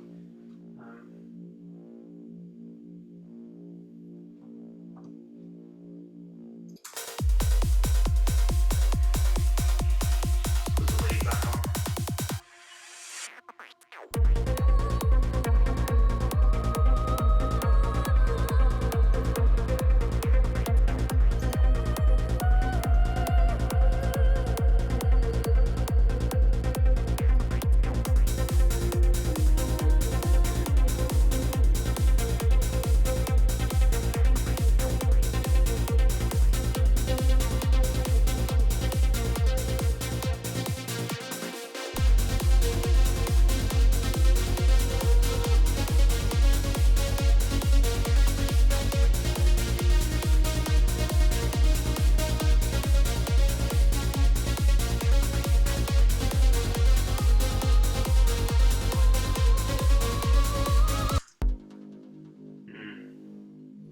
Lead just kind of sounds a bit empty.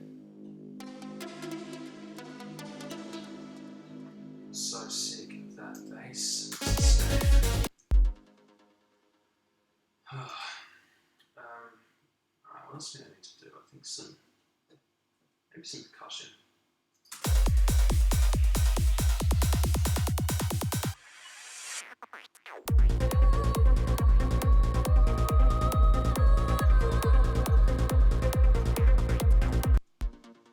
Just going to fade in on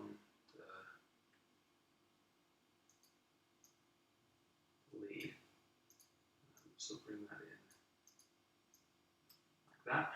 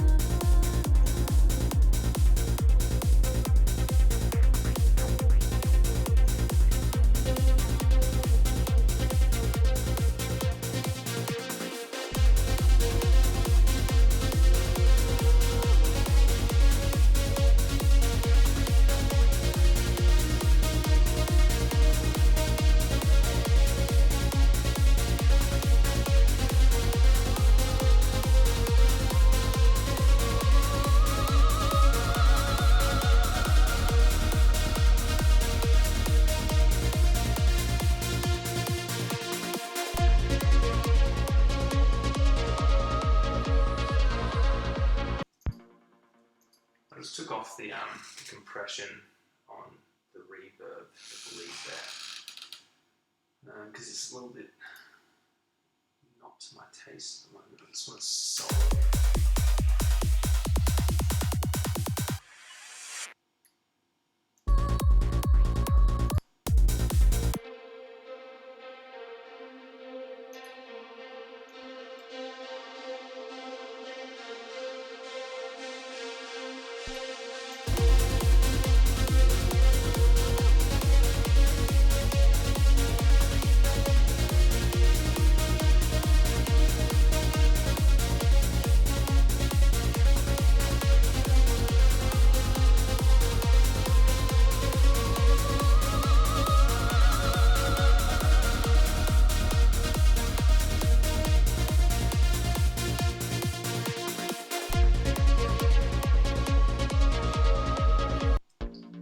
So the reverb on the lead was at 100% mix, which means the whole lead is getting compressed on the kick hit. And I think 50%, like a parallel compression might be better.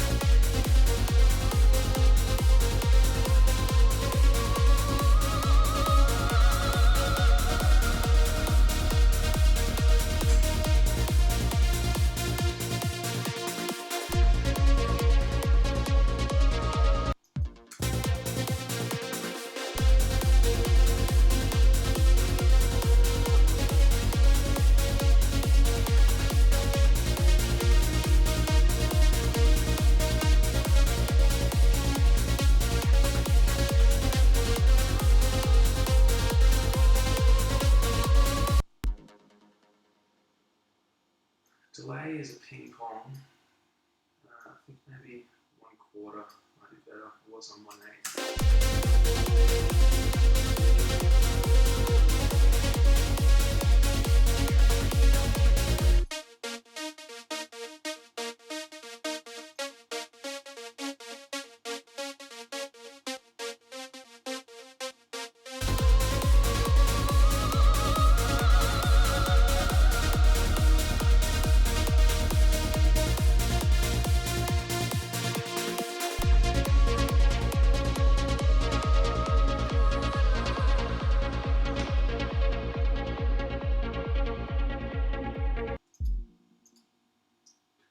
No.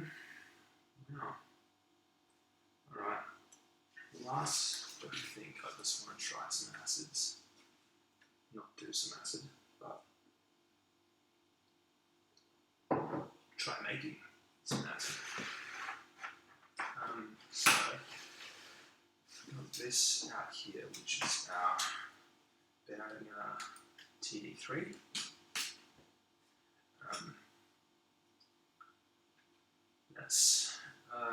It's kind of bearing a copy of the Roland TB 303, which is cool because it's like $200, and a TB303 these days is like, I don't know, 10 grand. So you can get that classic sound. It sounds pretty similar. But yeah, at a budget, wouldn't be spending 10 grand on a synth.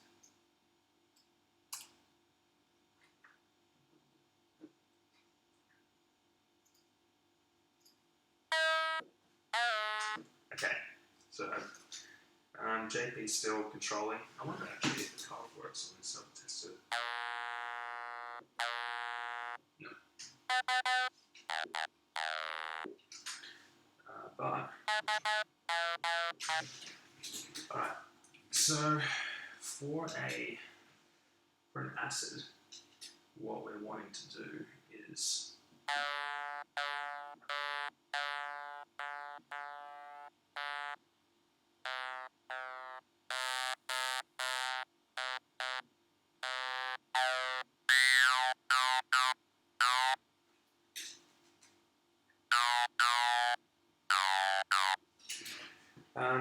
we're essentially, it's just a sawtooth wave, right? And that just has a big resonance band on it. So without resonance, you've just got no distortion. There's supposed to be a bass machine, but you put the resonance on it. Now it's just a big Q point, essentially, like it's on an EQ just boosting a certain frequency, and that frequency is dependent on our cutoff. We can crank up the distortion.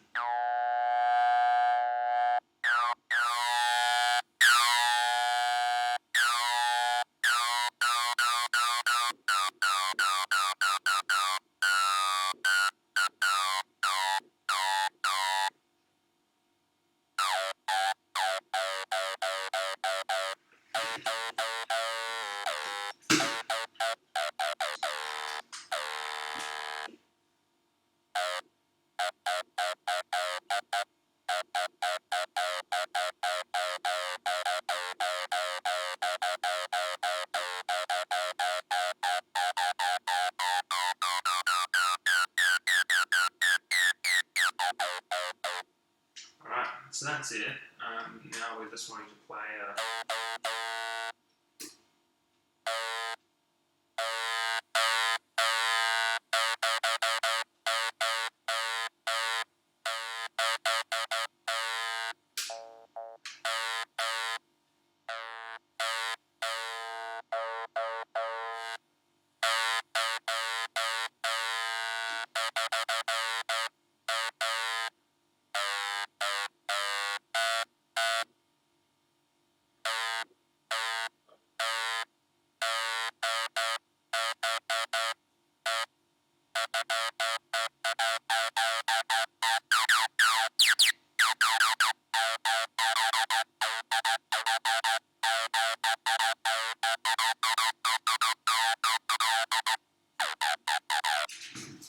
so then I'm going to go low or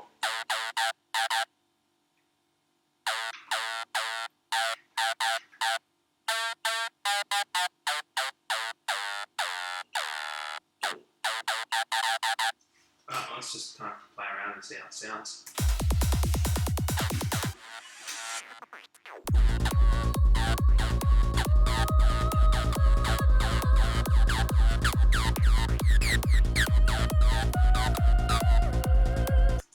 I think because there's LFO tool on there. Something else on there as well. Who's this spreader?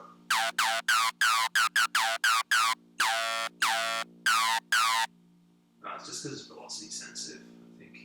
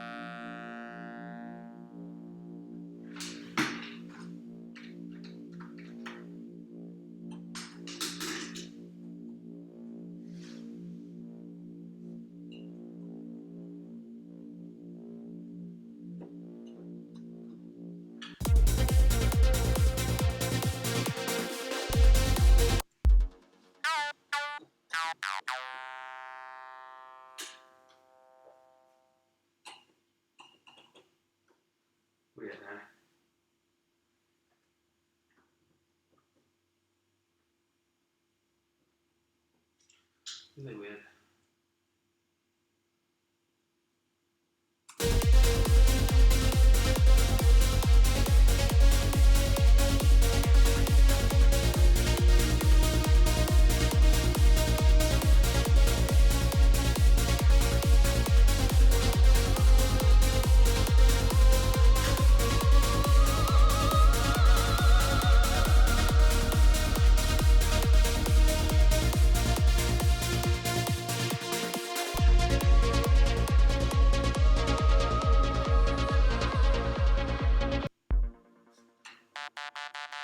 Sounds back.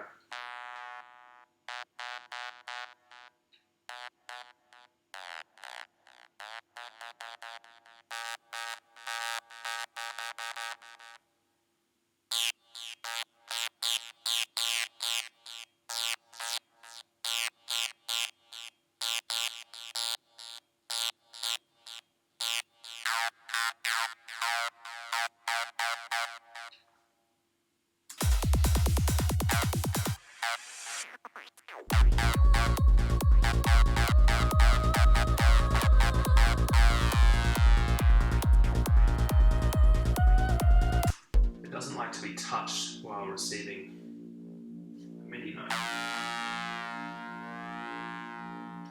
That's a little bug in it,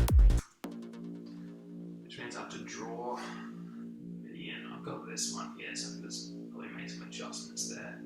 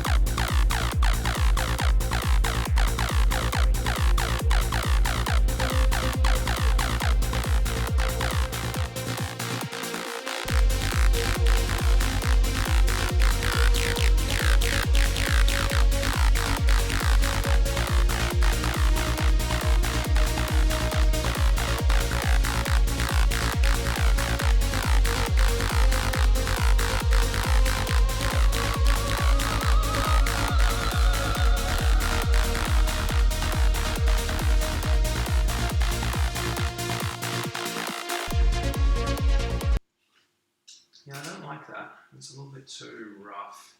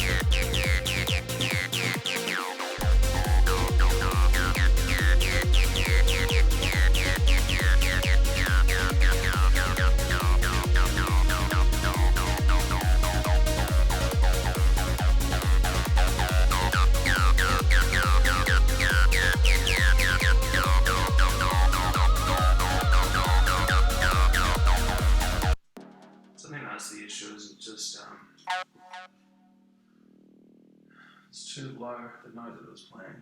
I've got a little bug here. Go away, bug. Go away.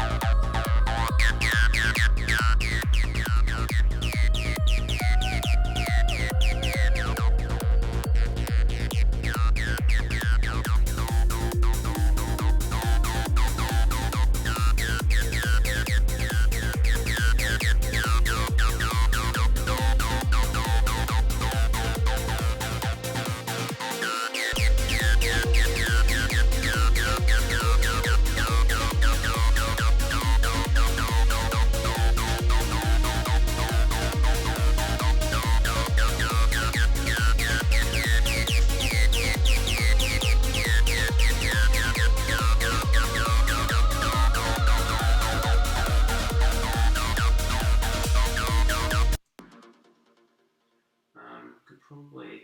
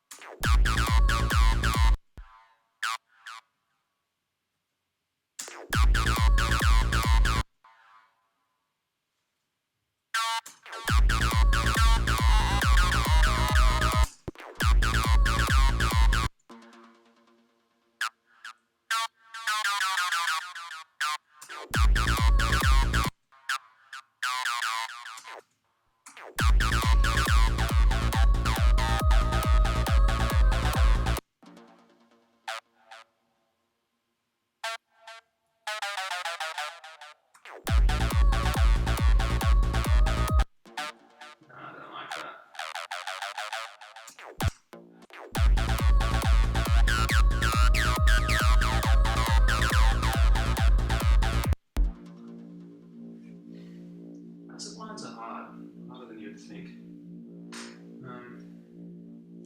I might do that next time. How long have I been going for? 2.5 hours almost. Yeah, let's not worry about acid for now.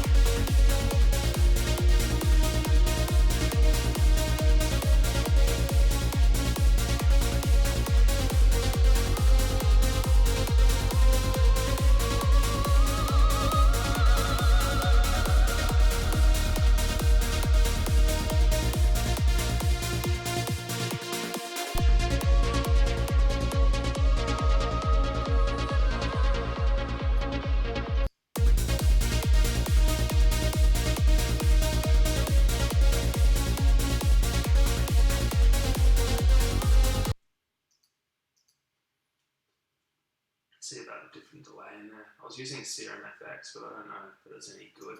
Just using it because it's got a simple left-right ping pong effect, which I don't know that I really need or want.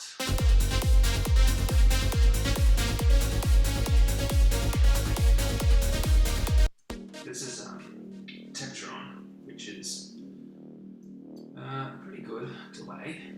I'm just going to scroll through some ones that we have. Ping pong 1/8 maybe.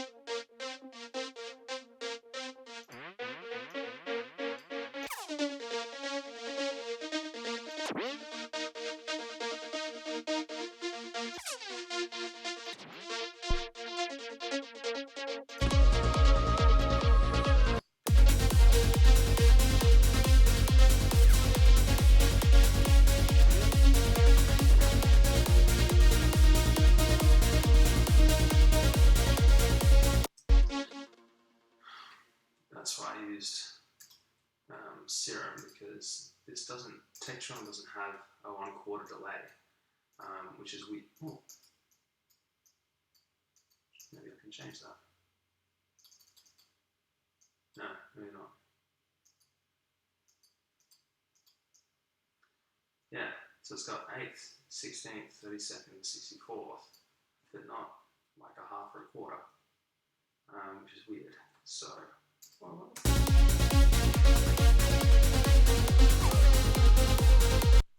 yeah. But I don't know, the Serum is.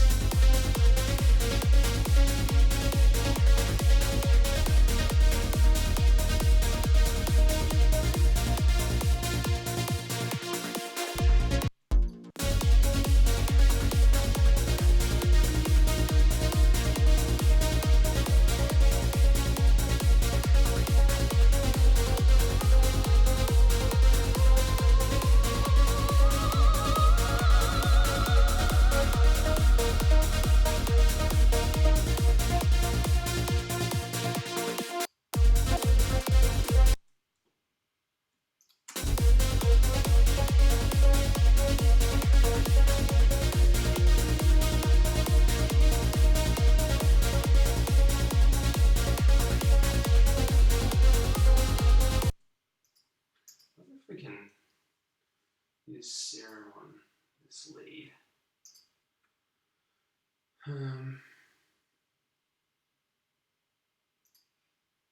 Just get another chorus on it and see if it makes it a bit thicker. I'm meaning to get that Sean Tyas chorus effect that just came out. Do that soon. Chorus, there we go.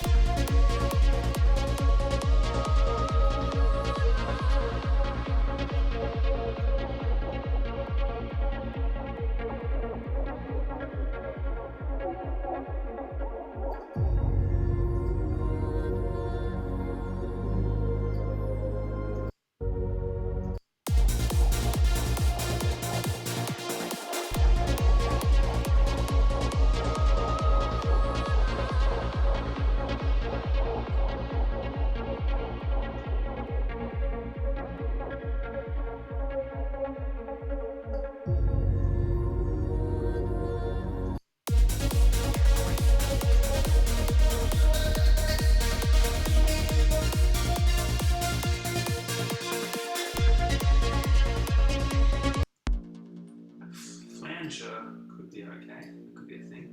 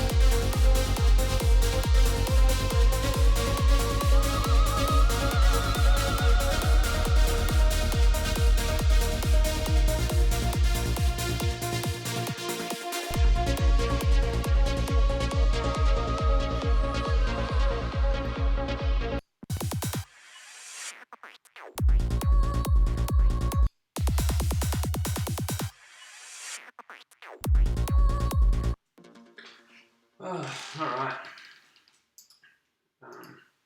So didn't make a whole lot of progress on that one this time. So I've got a fair bit to do because it's just sounding empty.